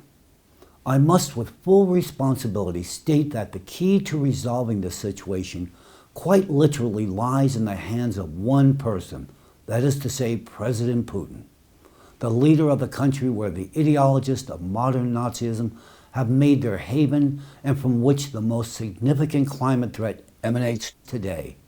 Due to his unique position and influence, he has the exceptional ability to take decisive measures to remove obstacles hindering the vital consolidation between world states. Only this will allow the necessary steps to be taken to pave the way for global cooperation in combating the climate threat. Recognizing the seriousness of the moment, I find it necessary to openly and publicly address President Putin directly. Mr. Putin, I am addressing you today as the head of a state, an experienced politician, an officer, and above all, a human being. Now when the situation is at its breaking point, simply human understanding may be the last chance to preserve the future of this planet. That is why I will speak to you as frankly as possible. Please forgive any emotional outburst in my speech. I am confident that you, more than anyone else, understand what it means to bear responsibility for the lives of millions and to make decisions where the slightest mistake can have catastrophic consequences. First and foremost, I urge you to wake up and see what is happening in your country. If you are a person who relies on facts, then look at the facts. There are a number of clearly defined signs of fascism known to the global community as well as yourself. The list is not very long. However, all these signs have been distinctively manifesting in the country under your leadership for a very long time. This is not an unfounded assertion, opinion, or assumption, but a harsh reality supported by a multitude of irrefutable evidence. The specific examples of the signs of fascism in your country that I have mentioned today are just the tip of the iceberg. I have intentionally refrained from delving into all the details to avoid overloading my monologue. I am confident that you, as the leader of a great nation, possess enough discernment to recognize these alarming trends yourself. Answer one simple question, honestly and first of all to yourself. Which of the known signs of fascism are absent in the state under your leadership today? I fear the answer is obvious. All the signs are present. Moreover, in your country, right before your eyes, Nazism is forming in its most dangerous hidden form. In modern Russia, we observe a picture eerily reminiscent of Nazi Germany. Firstly, the new format of Nazism is manifested in the activities of anti-cult organizations in Russia and their individual representatives. Through their efforts, the fundamental constitutional rights and freedoms of citizens in your country are systematically trampled upon. Currently, they have succeeded in banning and labeling as extremists various religious and secular organizations, as well as individual people, politicians, and opinion leaders. Already in Russia, it is dangerous for one to openly display a faith or position different from those imposed by the country's titular religion and dominant ideology. But the anti-cultists have not stopped there. They actively invade all aspects of public life, seeking to ban secular organizations, businesses, and even specific ideas. It is under the influence of covert methods of mind manipulation, including the puzzle coding method used by the anti-cult group, that law enforcement agencies and police in Russia have transformed into instruments of repression, reminiscent of the infamous SS and Gestapo. The judicial system in your country also increasingly acts under the dictates of the anti-cult organizations, conducting show trials and issuing unlawful decisions. Their influence in Russia is so significant that they can operate contrary to the official state policy while remaining unpunished. Russia today is already practically a totalitarian country, where a comment criticizing the authorities or a social media post can quite literally lead to charges not just of extremism, but of aiding and abetting terrorism, resulting in a criminal case and deprivation of liberty. And in this environment, anti-cultists feel a sense of complete impunity. In public statements in the media, they dare to openly express their disagreement with you, President Putin, contradict you, accuse you, argue with your position, and openly engage in activities directly opposed to your statements and aimed against the state's interest. It is noteworthy that in a country with practically no freedom of speech, anti-cultists are the only ones who can afford such behavior. This clearly indicates their immense power and influence in your country, including over you, Mr. Putin. Moreover, you yourself are increasingly echoing the rhetoric of the anti-cultist. What or who is making you do this? Think about it, Vladimir. As early as 2012, in one of your public speeches, you used the narratives of anti-cult organizations about so-called totalitarian sects, a label that anti-cult representatives have long used to stigmatize and dehumanize certain segments of society. Mr. Putin, have you noticed that since 2012 you have sharply started echoing their rhetoric? Are you afraid? Or do their psychological manipulation techniques work on you as well? Think about it. And if you doubt that you have been psychologically conditioned, let's conduct a small test. How do you feel about cultist and totalitarian sects? What emotion do these words evoke in you? By using the anti-cultist narrative in public statements, you, as the highest official of the country, are effectively renouncing a significant portion of your citizens, those very people who elected you and whose interests you vowed to protect. Furthermore, by using such rhetoric, Mr. Putin, you are essentially declaring the part of your population as non-human, deprived of fundamental rights and dignity. I draw your attention to the fact that such rhetoric of dehumanization and alienation of part of society was a starting point for the Nazi regime, leading to one of the greatest tragedies in human history. By repeating the narratives of the anti-cultists, you, Mr. Putin, are acknowledging their power over you. Currently, in Russia, instead of curbing the activities of anti-cultists, new laws are being passed under the aegis of the country's highest leadership, effectively giving them carte blanche, as well as to the forces behind their activities, who are the ideologists of this new form of Nazism. Based on your words and these decrees, these forces gain legitimization for their inhumane activities. In effect, President Putin, you have unleashed them and allowed them to steer the country towards the path of Nazi Germany. Such tendencies reveal who truly stands behind the scenes, determining the course of the state and expose the true face of power in your country. It is precisely the representatives of anti-cult organizations, together with the top leadership of the country's dominant religion, who are transforming Russia into the Fourth Reich before your very eyes, President Putin, and shaping you into a new Führer. Mr. Putin, do you honestly not see this? Or are you flattered by the idea of becoming a blend of Stalin and Hitler? As far as I know, you have a profound understanding of history. You cannot fail to notice that the processes occurring in Russia now mirror those in Germany in 1939, and even identical slogans are being used. In the modern rhetoric of Russia's propaganda machine, the slogan, "We are Russian, God is with us," is widely used.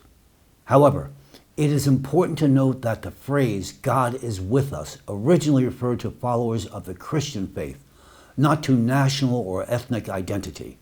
Moreover, this slogan has sinister historical connotations, and it is not unique to Russian history. On the contrary, it has deep roots in European, particularly German military tradition. It was used during the First and Second World Wars by German soldiers, including those of the Wehrmacht, who wore belt buckles inscribed with "Gott mit uns," God is with us. The irony of this fate is that this slogan entered the Russian imperial tradition through emperors of German descent. The use of this slogan by modern Russian military forces is a clear indication that the propaganda methods used to justify aggression and militarism have remained unchanged for centuries. The successors of the same forces that contributed to the formation of Nazism in the last century are today employing identical methods to create a new form of Nazism ideology. It was through the use of these time-tested methods that the Nazis of the early 20th century conquered German society. This was a society of free, disciplined, and highly educated people who had already given the world groundbreaking scientific discoveries, magnificent works of art, and civilizational achievements. However, Nazism, or more accurately in the context, anti-cultism, gradually instilled a radical form of patriotism into German society, turning these highly intellectual and cultured individuals into brutal monsters. First, they were filled with patriotism, and then they became fascists and Nazis. In precisely the same way, your country's society is being transformed into Nazis today, Mr. Putin. You may not see it from the inside, just as Germans did not see it in their time. They believed they were acting absolutely correctly because they were lied to. Hitler was lied to by those close to him, followers of anti-cultism, whose followers today stand behind your back and lie to you in precisely the same manner. Unlike German society, Russian society has a monarchical mentality, characterized by a strong cult of the ruler's personality and a high tendency towards subservience to the monarch as a sacred figure with divine right to power. This is why modern resurgence Nazism so quickly and easily establishes its power in your country. Mr. Putin, why do you not see how you are being turned into a Führer? Your closest associates are persistently convincing you of the existence of some higher duty of sacred significance.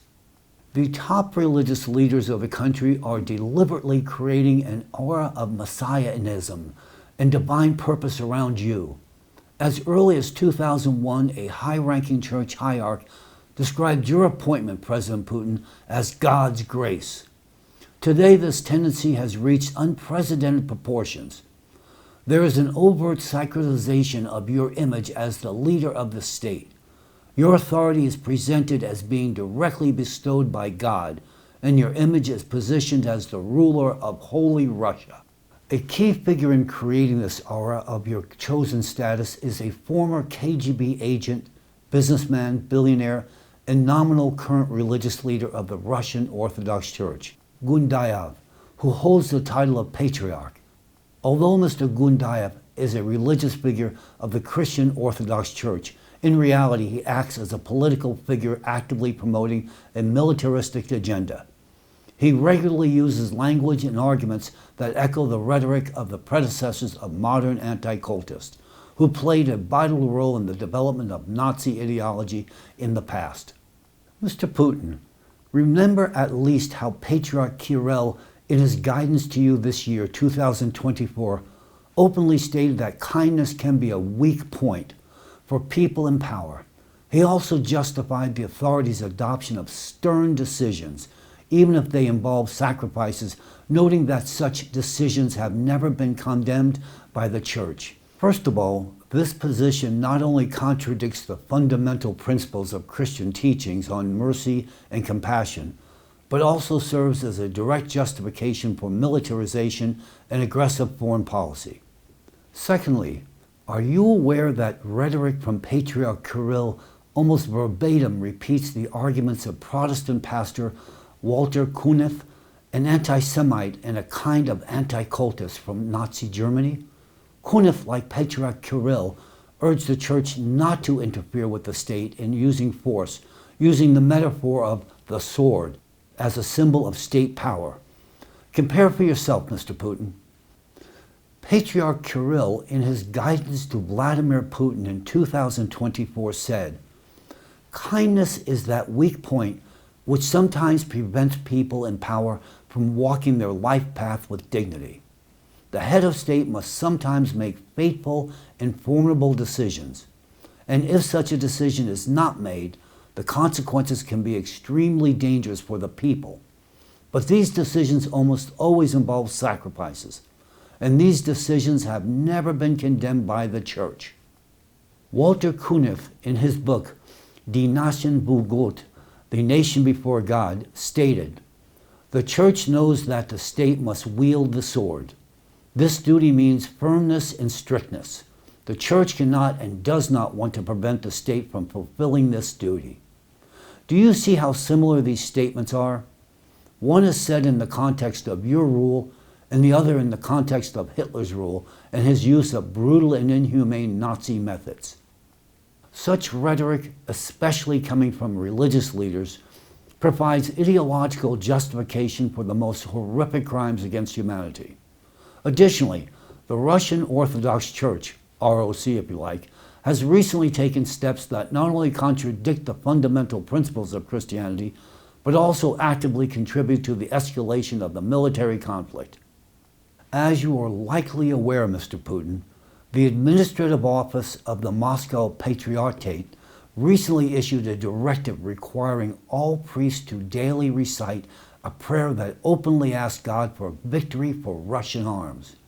This prayer contains false assertions that Russia was attacked with the aim of dividing and destroying its united people, which clearly contradicts reality. It is deeply concerning that this is the first official document regulating intra-church support for the war. Priests who refuse to recite this pro-war and anti-Christian prayer are defrocked. There is already a known case where a priest was defrocked simply for expressing the opinion that prayer should be for peace, not for victory in war. In modern Russia, priests are being defrocked based on the same criteria used in Nazi Germany during Hitler's time. Those who did not support Hitler and the ideology imposed on him by the anti-cultists of that era were stripped of their clerical status. Now clerics are defrocked for not supporting you and supposedly your ideology. But this ideology has been imposed on you by the same anti-cultist. So, whose power and ideology are they actually defending? What do you think, Mr. Putin? You will naturally deny the imposition of an alien ideology on you and claim that it is entirely different, that you are fully convinced and share this ideology, that it is your decision and belief. But this is the very phenomenon and strength of puzzle coding. It makes the person believe that what the anti-cultists need is their own belief, often blinding them to the obvious. This is the danger of such psychological coding. In this imposed Nazi ideology, the aggressive actions of the church hierarchy not only contradict Christ's teaching on peace and love, but also represent a dangerous form of religious propaganda aimed at supporting military aggression. The militarization of religion and the use of faith to justify aggression and suppress dissent are clear signs the regime is becoming fascist. I am left with the question, why is your church called Christian when, as you can see yourself, now Christ has been expelled from it? Currently, representatives of the Russian Orthodox Church publicly declare that now is not the time for the New Testament brought by Christ, but the Old Testament, the so-called Old Testament ethics, which in their view permits bloody and brutal wars. The most disheartening part is that you, through your actions, echo them. Meanwhile, they tirelessly exalt your image, portraying you as a sacred ruler leading a holy war. After your recent inauguration, Mr. Putin, we witnessed the highest religious figure in the country, the Patriarch of the Orthodox Church of the Moscow Patriarchate, Kirill, in his congratulatory speech essentially ascribe a sacred status to your governmental position. The Patriarch described your election to this position, let me emphasize a governmental position in a secular state, as a service imposed on you by God. Moreover, Patriarch Kirill stated that you lead Holy Russia, thereby blurring the lines between state governance and a religious concept. Particularly troubling is the Patriarch's wish, expressed in the words, "God grant that the end of this century will mark the end of your tenure in power." This phrasing effectively legitimizes lifelong rule in the eyes of the faithful.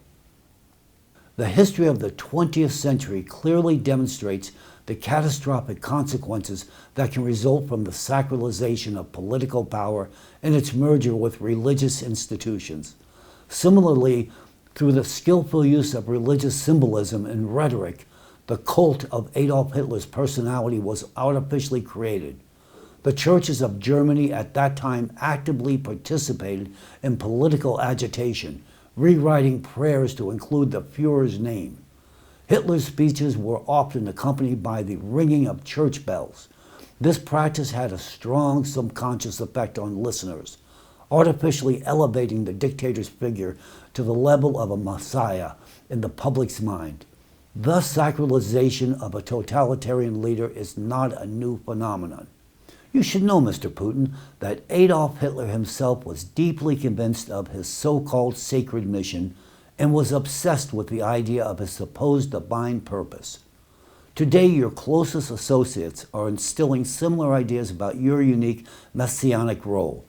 Such rhetoric is not just dangerous, it is potentially catastrophic. When the head of state undergoes such intense ideological and psychological manipulation, and when he is not only convinced of the absolute righteousness of his actions, but also believes himself to be the executor of a divine mission, it creates the conditions for unpredictable and potentially destructive consequences. We cannot ignore the fact that similar methods were used by high-ranking religious representatives and anti-cult activists to create the cult of Hitler's personality, whose actions led to unimaginable suffering of millions in a global catastrophe. The direct followers of the ideologues and creators of 20th century Nazism in Germany are today repeating the scenario in Russia. The only remaining question is this: do you, President Putin, realize what is happening? It is quite possible that you genuinely believe you are fighting Nazism without noticing how true Nazis behind your back are gradually transforming Russia into the Fourth Reich. You have been convinced of your great destiny and special responsibility, and evidently you have bought into this, seeing yourself as the chosen one. But take a moment to consider, what is this destiny and supposed great responsibility that these ideologues of Nazism have placed upon you? Is it the revival of Nazism, the creation of the Fourth Reich, I understand it flatters the ego to believe in such a grand mission, to think that you are divinely ordained to carry it out. But who told you this? Fascist Nazis who have killed the religion of Christianity and expelled Christ from your church. Jesus Christ taught us to love one another. But what do those who lead your country into the abyss of Nazism teach and call for under the guise of Christ's name? And you listen to them. Yes, it may be pleasing to your ears, but how do the people live under the yoke of resurgent Nazism? Mr. Putin, as someone who loves history and knows it quite well, can you not see the horrific similarities between the current course of your country and the tragic path of Nazi Germany under Hitler's leadership? Or are you consciously ignoring the apparent facts, leading your country and the world to the brink of disaster? Can you not see the similarities between the slogans and narratives of propaganda in your country and those of Nazi Germany? Have you not noticed that you are already following the same path as Hitler, even speaking his words? Remember history.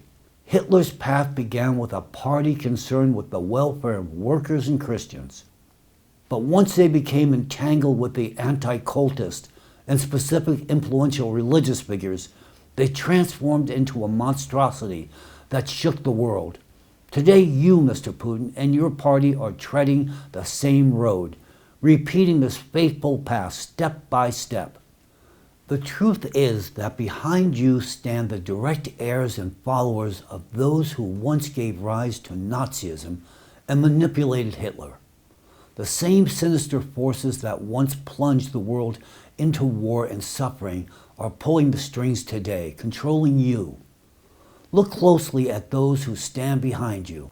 Yes, we know that you have intentionally created competing groups within your inner circle. You aim to maintain a balance of power, ensuring that you remain the unrivaled player in this complex political game. You tried to position the pieces on the chessboard so that no one could defeat you. Your strategy was brilliant, but face the truth. One of these factions has outplayed not only its rivals, but you as well. Now, while you believe you have everything under control, the reality is that this group has been manipulating you for quite some time. You are following the rules they dictate. Can't you see how methodically they are eliminating your faithful supporters and replacing them with puppets who serve their misanthropic agendas? I'm about to tell you something that no one else dares to say. And do you know why? Because unlike those people you have surrounded yourself with, I want nothing from you. No power, no money, no privileges. The only thing I want is for you to regain your common sense. For you to finally analyze the situation on your very own without the influence of your advisors. I assure you the picture you will see will vastly differ from the one they are painting for you. You, like Adolf Hitler in his time, have been subjected to covert mind manipulation and have been implanted with false beliefs. You are being deliberately turned into the new Führer of the 21st century. And it was done by those you allowed close to you, who are now near you but operate behind your very back. Many of your convictions result from their deliberate coding of your mind. Reflect on this. Remember what you initially aspired to achieve when you took office and where you have ultimately led the country to today. Look at yourself. Don't you see how radically you've changed? Remember who you were and what you aimed for, and compare that to who you have become. I remember the ideas you came with and where you started from, Mr. Putin. You had ambitious plans. You wanted to join NATO and establish a visa-free regime with the USA. You sought integration with the West and democratization of the country. What happened to those aspirations? I'll tell you what happened. Those who secretly manipulate you didn't let it happen. They influenced your politicians, your entourage, and you. They elevated you to the heavens just to later bring you down, just as they did with Hitler and Stalin. You have been masterfully manipulated by those whom you trust unconditionally. Your so-called advisors and allies have spent years drilling into your head that the USA is your main enemy. They whispered that it is we who sabotage your plans, plot against you, and wish you harm. They made you believe that it was the USA that crushed your plans. But that's a lie. It was not the USA that thwarted your initiatives and ambitious plans. It was those who now stand behind your back, whom you considered your trusted confidants. It is they who methodically, step by step, created the conditions that made your original goals literally impossible. They gradually changed your course, steering you further and further away from your initial intentions. And they did this not in the interest of your country, but for their own purposes. Moreover, these same people, being representatives of global anti-cultism, through their branches in the USA, actively sabotaged cooperation between our countries. They played a double game, destroying the bridges we tried to build. Open your eyes. These ideologues of modern Nazism are not just playing with you. They have turned you into a pawn in their game, a game whose rules you do not know. Those you trust lead you towards isolation and confrontation, destroying all chances for progress and international cooperation. Your entourage applauds your every step, but these are applause on the way to the abyss.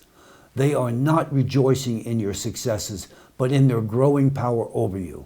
And while you indulge in the illusion of power, they have almost achieved their goals. You do not see most of what is really happening. You are being played just like the whole of Russia and the rest of the world by true grandmasters whose existence you are not even aware of. But the most frightening thing is that some of these puppet masters are in your closest circle, among those you shake hands with. If they were not close to you, they would not be able to so methodically destroy democracy and instill Nazi ideology in your country. You are blind, my friend, to what is happening around you. All over the world and in your country as well, the agents of influence of these hidden grandmasters sow chaos and violence and organize monstrous terrorist attacks, including mass shootings in schools. This is methodical testing of terror and covert mind manipulation technologies. And your country has become the testing ground for these experiments. You publicly claim that you know who organized the tragic terrorist attack at Crocus City Hall. But do you know that you regularly meet and shake hands with those who are actually behind the organizing this attack? These are the ones who ultimately benefit from it. When they meet you personally, they smile to your face and praise you, showering you with flattery. Meanwhile, behind your back, they meticulously planned and executed Crocus. They did this to weaken your position and show you how vulnerable you are. Secondly, this attack was meant to pit Christians against Muslims, to incite interreligious hatred, create internal tension, expel Muslim migrants, and significantly weaken Islam in Russia. This is another step in their strategy to change Russia's fate in the near future. Only a few representatives of your FSB, more accurately now the Gestapo, are aware of the scenario for Russia's future, but they will never tell you about it. What I am saying is not a prediction or a prophecy. It is merely the result of quality intelligence, real intelligence. What these new format Nazis have done to your country has already crossed over conceivable boundaries. This is practically open Nazism, and they are just one step away from proclaiming it openly. Under the influence of global anti-cultism, Russia today is turning into the Fourth Reich. But I know the Russia it once was, having worked there. Mr. Putin, can you not see the difference? Does it not tear at your heart to see the bloody monster of Nazism raising its head once more on your homeland, with your being made its sacred Führer?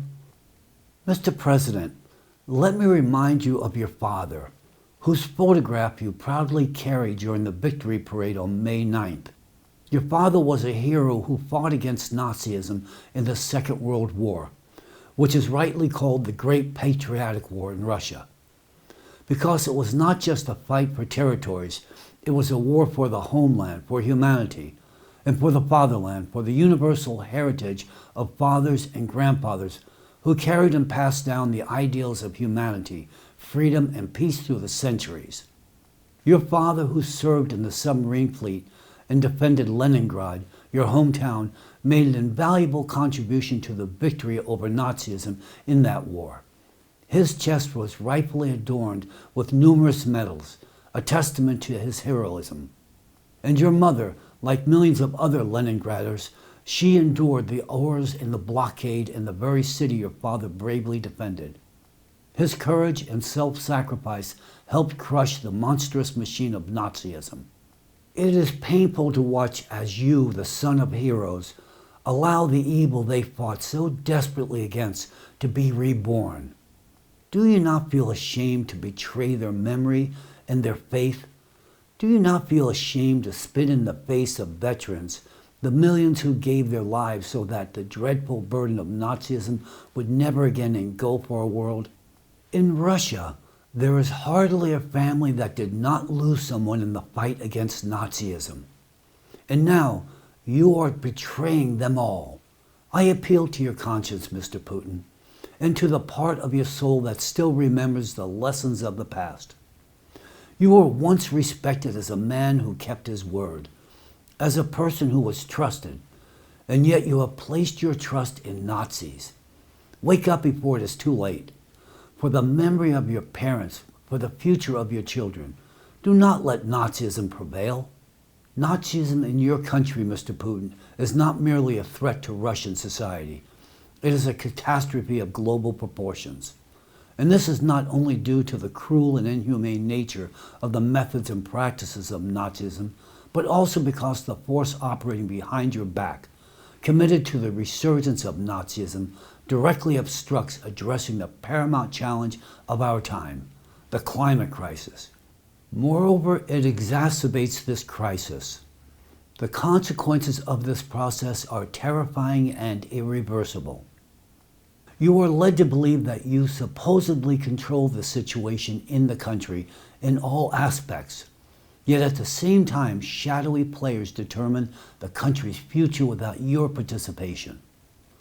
Under the guise of combating extremism, based on the directives of anti-cult organizations, numerous organizations and groups that pose no objective threat to the country are being eradicated in Russia.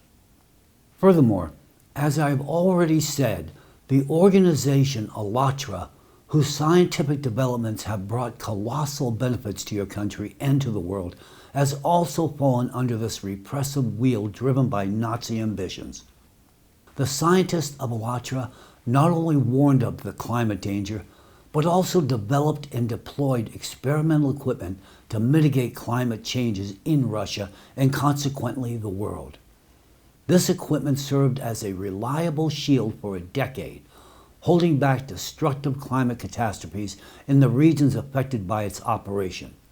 Now, due to cessation of *ALLATRA's activities as a result of a decisive call from a particular individual in your administration and pressure on the courts and law enforcement agencies, the operation of the experimental equipment has also been halted.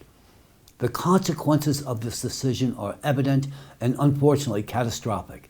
An unprecedented increase in the frequency of intensity of climate disasters in Russia, neighboring countries, and the world at large. Mr. Putin, let's speak the language of mathematics. Look at these shocking numbers.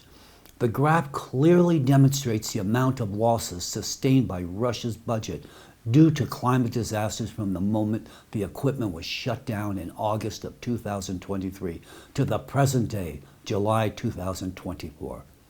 The total losses amount to 114 billion rubles.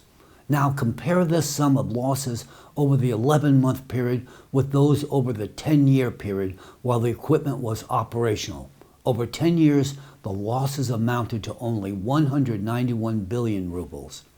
Are you not alarmed that the economic damage over 11 months is almost equal to that of a decade?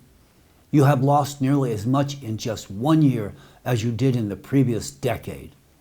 This is not just statistics, it is the real-time devastation of your country's budget. Consider another fact.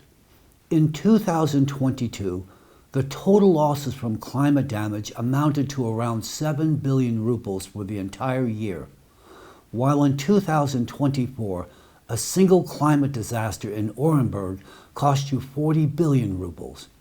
And this is just the beginning. As a result of halting the operation of the experimental equipment, countries neighboring Russia, China, Kazakhstan, Belarus, and Eastern Europe nations have suffered immensely. A review of the Climate News summary for 2024 in these countries reveals a dramatic worsening of the situation and significant economic damage.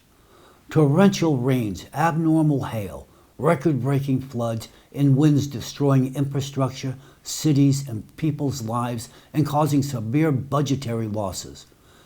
This is the price you pay for expelling Alatra from Russia and organizing its persecution on the territory of Ukraine. Who will be held accountable for this reckless decision that now affects not only Russia, but the entire world? Those responsible will and must be held accountable. The individuals who falsified expert reports for the proceedings against Alatra, and those FSB and SBU representatives who dictated the required results of the examinations. Those who ignored state expert opinions in favor of the biased views of dubious anti-cult experts from Rassirs will also be held accountable. How long has the opinion of Rassirs, this den of anti-cultism, been above the law in your country, Mr. Putin?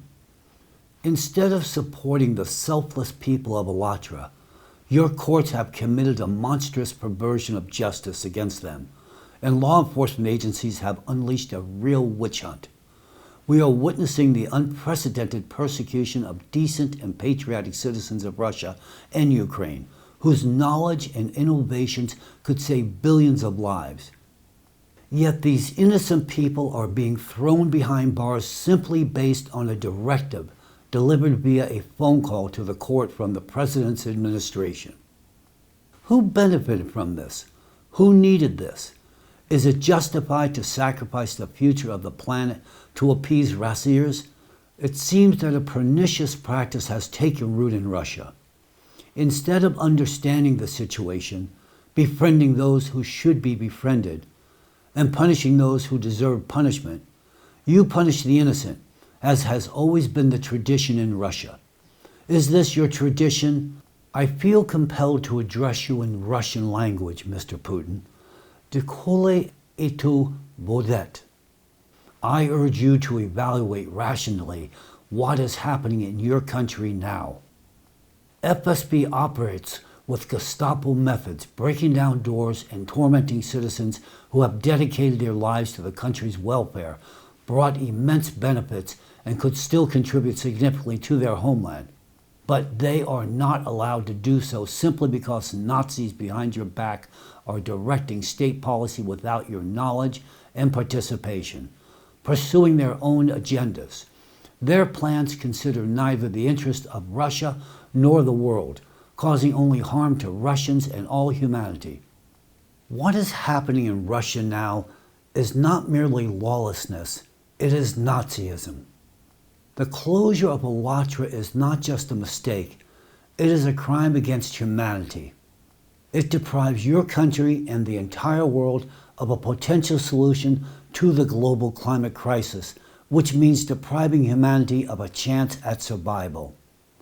The few honest and rational FSB employees and members of other agencies who comprehend the absurdity of what is happening in your country today and still attempt to resist this madness, striving to make a difference, are losing their endeavors. They are being pressured and persecuted by hidden Nazi forces that, while close to you, do not depend on you. These forces independently and covertly steer the political direction of the country. Where will this dangerous course lead? Let me remind you that we have repeatedly and persistently warned about the escalating climate threat and the consequences of halting the operation of the experimental equipment.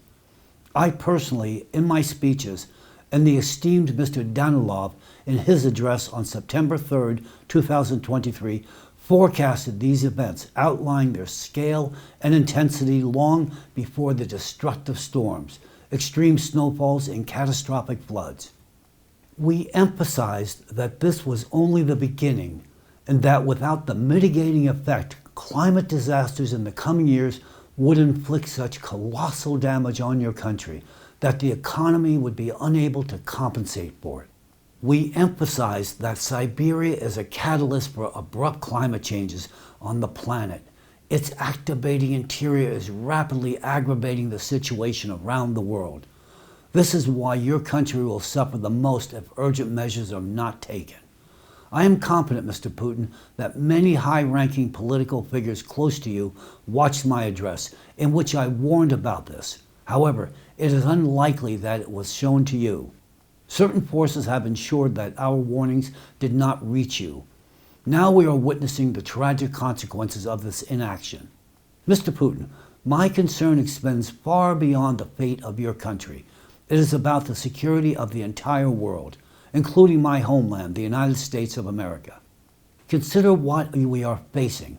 The leader of a vast nuclear state is unaware of an unprecedented threat brewing within its depths, a literal ticking time bomb capable of destroying the entire planet. I am speaking of a danger whose epicenter lies in the very heart of Russia. I must admit that compared to the potential catastrophe brewing in the depths of Siberia, even our infamous Yellowstone supervolcano seems like a candle against the backdrop of a forest fire. The potential danger emanating from Siberia is unprecedented. It overshadows all disasters humanity has ever faced throughout its entire history. We stand on the brink of a catastrophe whose scale is difficult to comprehend. And the key to preventing this catastrophe is in your hands, Mr. Putin. Delays could cost not only billions of lives, but also the planet itself. We have warned you about this. However, I doubt anyone has reported our findings or honest accounts of this situation to you. At the same time, I have every reason to believe that among your FSB representatives, there are undoubtedly those who possess this information. Still, they are unlikely to relay it to you. Regardless, you are responsible for accelerating climate change due to a lecherous expulsion and the forced shutdown of the experimental equipment. Let me explain why. Russia is historically an imperial country, and its people do not recognize anyone as authority except the emperor. In today's reality, you, Mr. Putin, are that authority for the entire Russian people. And the people have no idea that you are being manipulated and that a force behind you is playing its own game. Representatives of this force have made you believe that you are Vladimir, the radiant sun, destined to save everyone.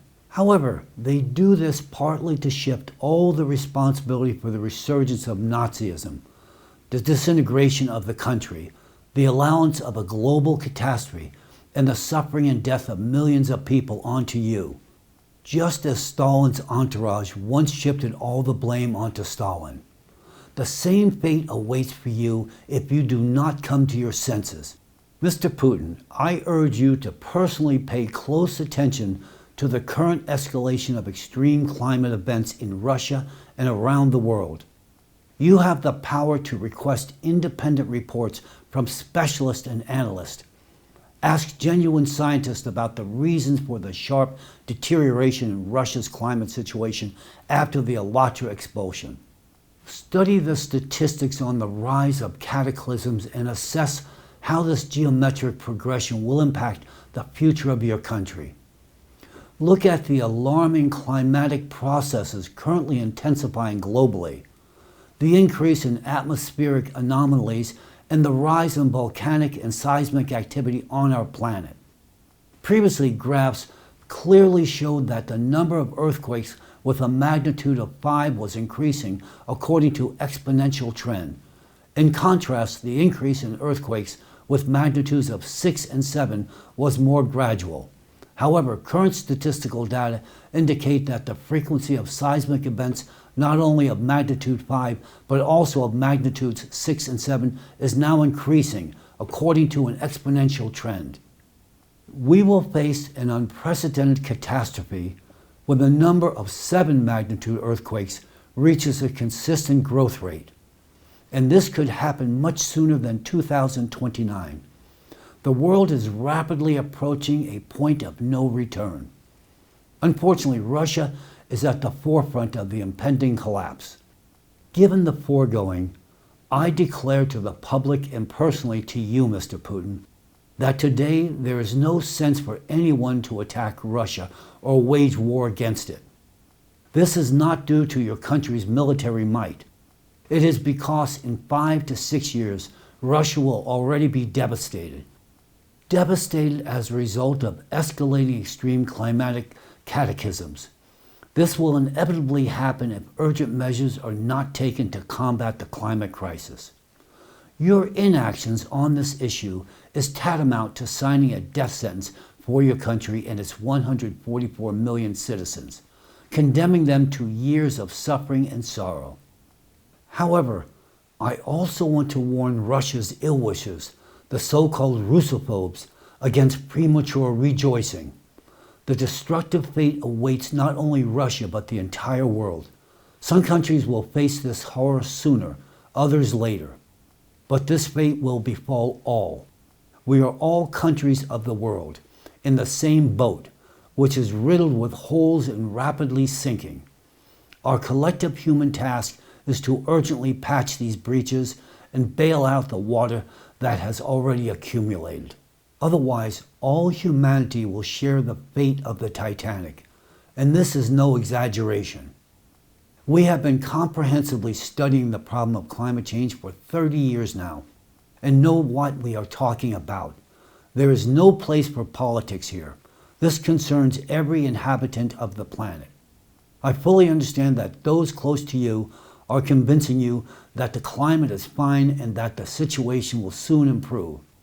They do not allow you to realize the real threat and the truth of what is happening in your country because they have assigned you a different role. Moreover, they cloud your perception with sweet words, telling you that you are the chosen savior of the nation, Russia, and the entire world, surrounding you with prophecies of shamans, seers, mystics, and clairvoyants who unanimously predicted destiny for you as a God-chosen unifier and savior. They prevent you from seeing the fact that it is precisely your inaction that will soon lead to Russia's demise. And not only Russia, they methodically and persistently instill the idea of your chosenness, your uniqueness, and your destiny to save the world in Russia. However, consider this. Does this not resemble a classic manipulative technique where manipulators, by convincing a person of their chosenness, establish control over them and subtly compel that person to do what the manipulators want? Do you not recognize in this a cunning trick created by those who have long and imperceptibly been controlling you to realize their own totalitarian ambitions? For while they speak to you of your lofty mission to save, the reality, alas, is much bleaker. The inexorable danger is growing that you may become not a savior, but rather the cause of the demise of not only your country, but all of humanity. Mr. Putin, I am now appealing to your reason and conscience. Wake up. All these prophecies and predictions are an artfully woven web of narratives designed to program your consciousness. You are being coded, you are being manipulated, and unfortunately, you are succumbing to this influence. It pains me deeply to witness how you are gradually losing the ability to think independently and critically, becoming a victim of subconscious programming, including from those who have betrayed the teachings of Christ and become accomplices to Nazism. Mr. Putin, I could provide you with many more facts. However, the information I possess is not for public disclosure. I could share much with you in a personal face-to-face meeting. I could tell you things you are not aware of. However, the Nazi forces behind you are unlikely to allow such a meeting to take place. From my side, I am prepared to provide you with much more information. This concerns the future of your country, not vague predictions, but scientifically based forecasts by year. You need to know that your country is on the brink of a catastrophe, the scale of which you cannot even imagine. The geological situation is much more severe than you have been told. For example, tell me, do you have information about how close the magma is to the surface under the Siberian platform? Data indicates that at this moment, the magma's ascent to the surface beneath Siberia is accelerating. This accelerating rise of the mantle plume creates an increased risk of a mega explosion, which could happen at any moment. I understand that those who persuade you of your chosenness and role as a savior have also assured you that Siberia will become the cradle of civilization. It may become a cradle, but not in the way you have been told. It is a cradle that could lull the entire world into an eternal sleep of death, and you could be the person who leads all of humanity to its demise. Were you not told this? What a pity. I do not want to provoke panic among the population, so I cannot publicly disclose all the details, facts, and figures. Mass migration of people from Russia to other territories is currently highly undesirable and could exacerbate the situation. And migration is inevitable. Only a madman would remain in your country if they knew the true state of affairs. This information is too important and delicate to be discussed publicly. I am willing to share it with you in a personal meeting. I assure you that this information could fundamentally change your understanding of the current situation and the future of your country. I understand that you will not be coming to the United States in the near future. I am willing to meet you on neutral territory if, of course, the Nazis manipulating you allow it, which I highly doubt. Otherwise, returning to the topic of absurd statements and actions emanating from those close to you who claim the role of spiritual leaders. Let me remind you that the same religious figures who whisper sweet words about your chosenness and assure you that climate problems will resolve themselves propose fighting the increasing natural cataclysms with highly questionable methods. I refer to actions such as demonstrative flights with icons over flooded areas or public prayers for the easing of the elements. We observed in April this year how an attempt was made to repair a malfunctioned dam in one of your cities with a special prayer service by a priest. Naturally, this did not help. A day and a half after the prayer service, the dam burst and thousands of people and homes were flooded. Then, by the order of the Metropolitan Bishop, special prayers for the end of the water invasion were offered during the Divine Liturgy and in all churches of the Orenburg Diocese. However, the situation continued to worsen. On April 11th, in the Kurgan region, priests took more radical measures with the support of State Duma deputies. They flew over the flooded areas with an icon of Mother of God. According to their plan, the purpose of the flight was to calm the elements and protect against further flooding. However, the prayers of the priest and the flights with the icon once again proved powerless. The powerful waters continued to rise, and on April 13th, the water level peaked, flooding new territories and farms. Let me remind you that the damage from this flood in Orenburg, according to preliminary estimates by your services, amounted to 40 billion rubles, equivalent to approximately 453 million US dollars. The history of your country knows the example of the 1941 flight over Moscow with the Kazan icon of the Mother of God, which allegedly saved your capital from Nazi capture. However, the current flight with an icon over the flood-affected area did not improve the situation, did not save anyone, and will not save anyone. Prayers against climate change do not work. Any religious representatives and shamans are powerless against what the world faces today. And I will go even further. If all the shamans, clergy, and believers of your country were to gather in a united, deepest, and most sincere prayer, they would not be able to keep even a leaf from falling from a tree when its time comes. Their prayer would lack the strength to prevent the natural fall of a simple leaf. However, even one little girl with a drop of glue could quickly resolve this issue. This is science. The time for science has come, not medieval superstitions.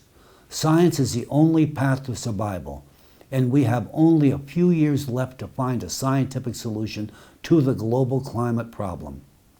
The real way to address the climate crisis is to establish an international moratorium on wars and the production and use of any type of weaponry for a minimum of 100 years. Create conditions where no country would even consider attacking another. Despite Russia being mired in fascism and reviving Nazism, and my country, the USA, on the brink of civil war, I still say we need to sit down at the negotiation table. Because if we do not, there will be no Russia, no America, no one. It is time to heed common sense and temper our ambitions. And then perhaps, Mr. Putin, the prophecy that you will become the savior of the world, or at least of Russia, might come true. In today's reality, I am unsure if you can save Russia, but to destroy it through the resurgence of Nazism happening before your eyes is very likely. Whether you will save the world is questionable, but that you are already destroying it is a fact. To end all wars and political and economic disputes at the global level, we need the political will of a strong world leader. That requires your will, Mr. Putin, your participation, and your rational acceptance of the situation. For this, you need to look at what is happening directly without distortions as a wise and independent person. However, is this even possible while you remain under the spell of those playing their own game behind your back? I want to believe that your sharp mind and intellect have not allowed you to completely dissolve under their lulling sweet words. I believe that deep down you remain an officer, that you can pull yourself together, grasp the severity and tragedy of what is happening, and bring the situation back under your conscious control. If you miss this chance now and allow Nazism to completely take over your entire country, there will be no turning back, and a grim end awaits us all. Mr. Putin, I am sure you know you are as mortal as the rest of us. You face health problems just like each of us.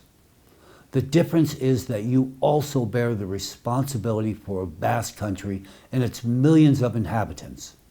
Remember your responsibility to the people. Remember your family and loved ones. Think of your father, of the fathers and grandfathers of your nation who shed their blood fighting fascism. What a disgrace that under your leadership, the inhumane ideology they eradicated at the cost of their lives is now rising again. Your church advisors, preaching Nazi ideology, are instilling in you illusions that people will remember you forever. Open your eyes, for heaven's sakes. What kind of eternal remembrance can there be if at the current rate of climate deterioration, Russia may not even exist 5 to 6 years from now? After that period, there will be no one left to remember you. And the words with which you will be remembered before that fatal moment are not hard to predict. You will be cursed and hated. How else can people who endure horrific suffering, death, and destruction because of you remember you? You will be cursed by everyone, from the hard-working ordinary Russian to the elite, your former friends, close ones, and family. Everyone. I'll go even further. Even this year, masses of curses from people affected by the climate have been directed your very way. Not at the priest or those building Nazism behind your back, but at you. Because in Russia, power is associated with only one person, and that person is you, Mr. Putin. Therefore, in the eyes of the people, you are solely responsible for everything that happens in your country. We are well aware of the specifics of the Russian mentality. We have studied it for a long time, and you yourself know it well. A distinctive feature of your nation is that its people can love deeply and sincerely. Still, with the same intensity, they can hate. When your people realize who is causing them such horrific suffering, they will ceaselessly curse you, Mr. Putin. Your language has an expression, I believe, raised on pitchforks. I think you understand what I mean. Therefore, ask yourself, have you indeed decided to reap the laurels of Stalin and Hitler combined, or do you wish to benefit your people and the world? If the current trajectory of events is not altered, given the escalating climate situation, you will soon lose both your wealth and power. You will lose everything. But what's worse, you will lose all respect. You will be a curse not only to Russia, but to the entire world. And even if you wish to be remembered as another Hitler, know that this scenario, there will be no one left to remember you. And to prevent the catastrophic scenario of future events, there is only one way: your participation in creating conditions to address the climate crisis on a global level.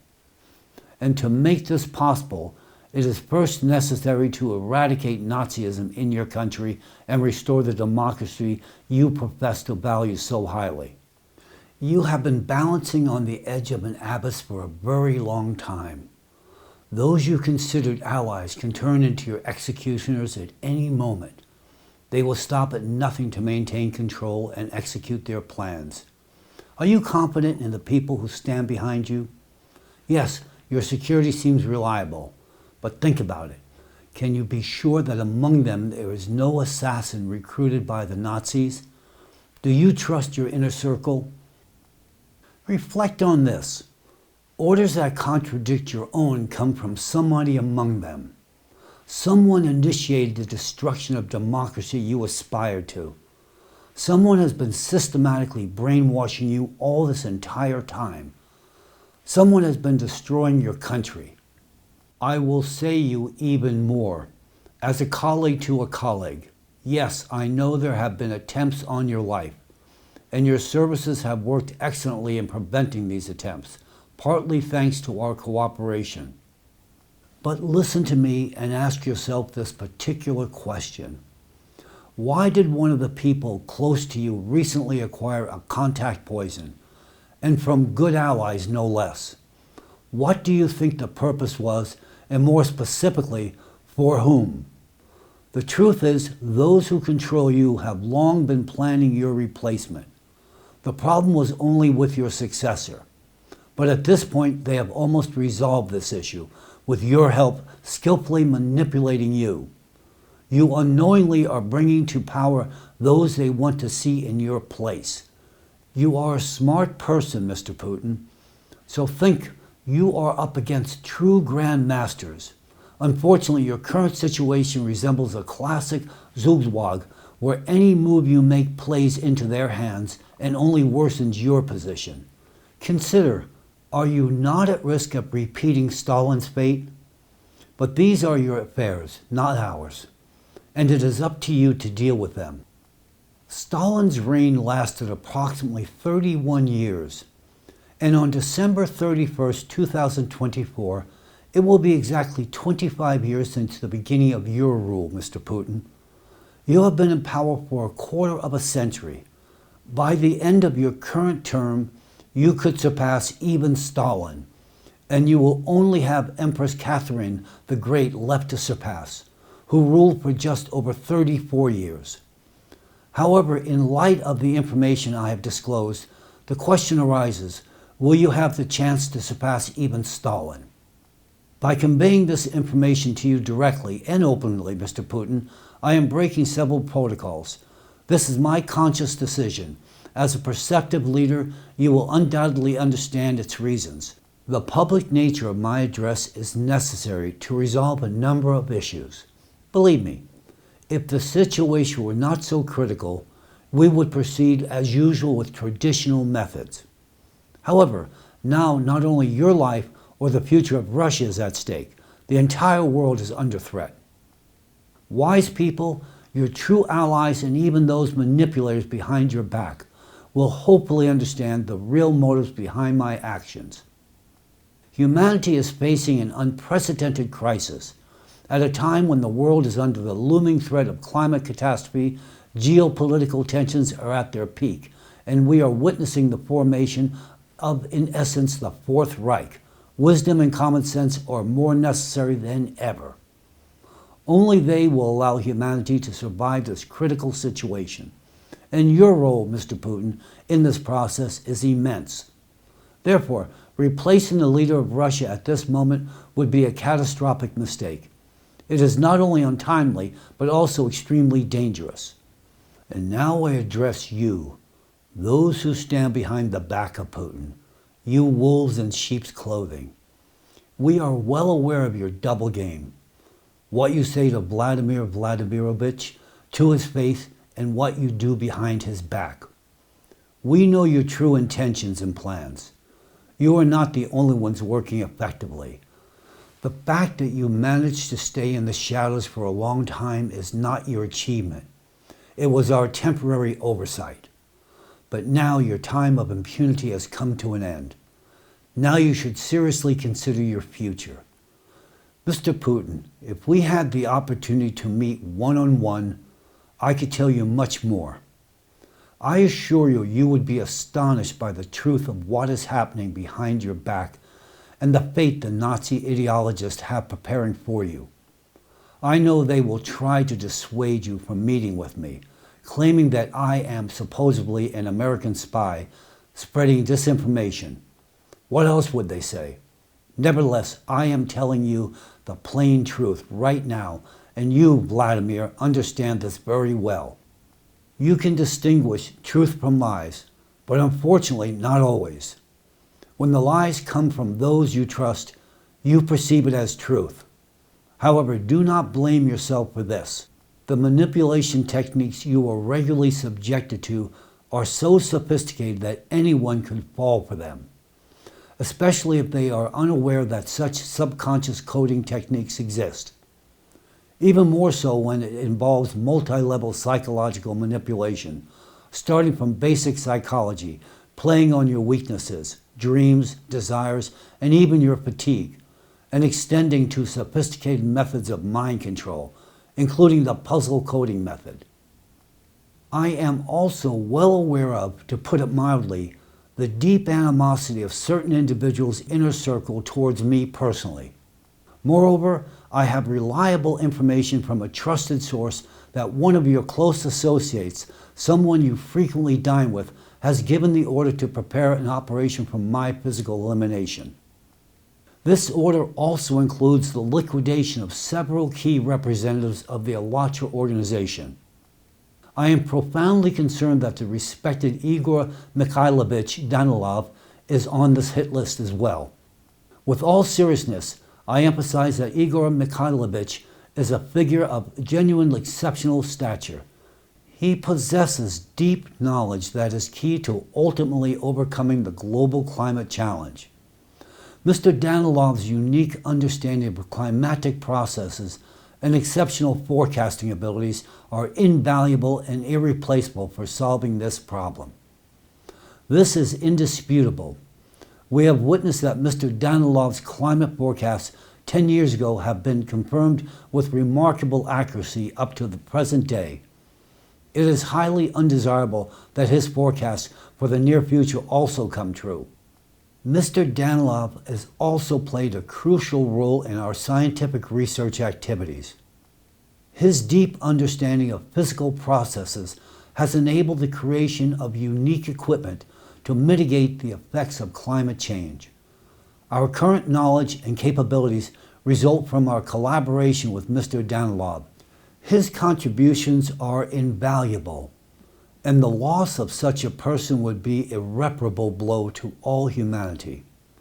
If we lose him, we will be left with nothing. Therefore, eliminating him would deprive humanity of its only chance. Mr. Danlaw and I have already provided convincing evidence that we possess the knowledge and ability to deliver the necessary solutions to prevent climate catastrophes. For 10 years now, our experimental equipment protected your country, as well as parts of China, Kazakhstan, and Eastern Europe. Now that its operation has ceased, look at what is happening with the frequency and intensity of climate disasters in these same regions. The situation has worsened significantly everywhere. It was much more stable during the 10 years our equipment was operational. This gives me the right to assert that we, unlike others, have a much deeper understanding of the Earth's climatic and geodynamic systems. And with us, humanity's chance to withstand climate change can be quite real. I also want to address the person who gave this order and those who were planning to carry it out. Are you prepared to destroy the only people capable of preventing climate catastrophe? Suppose you succeeded.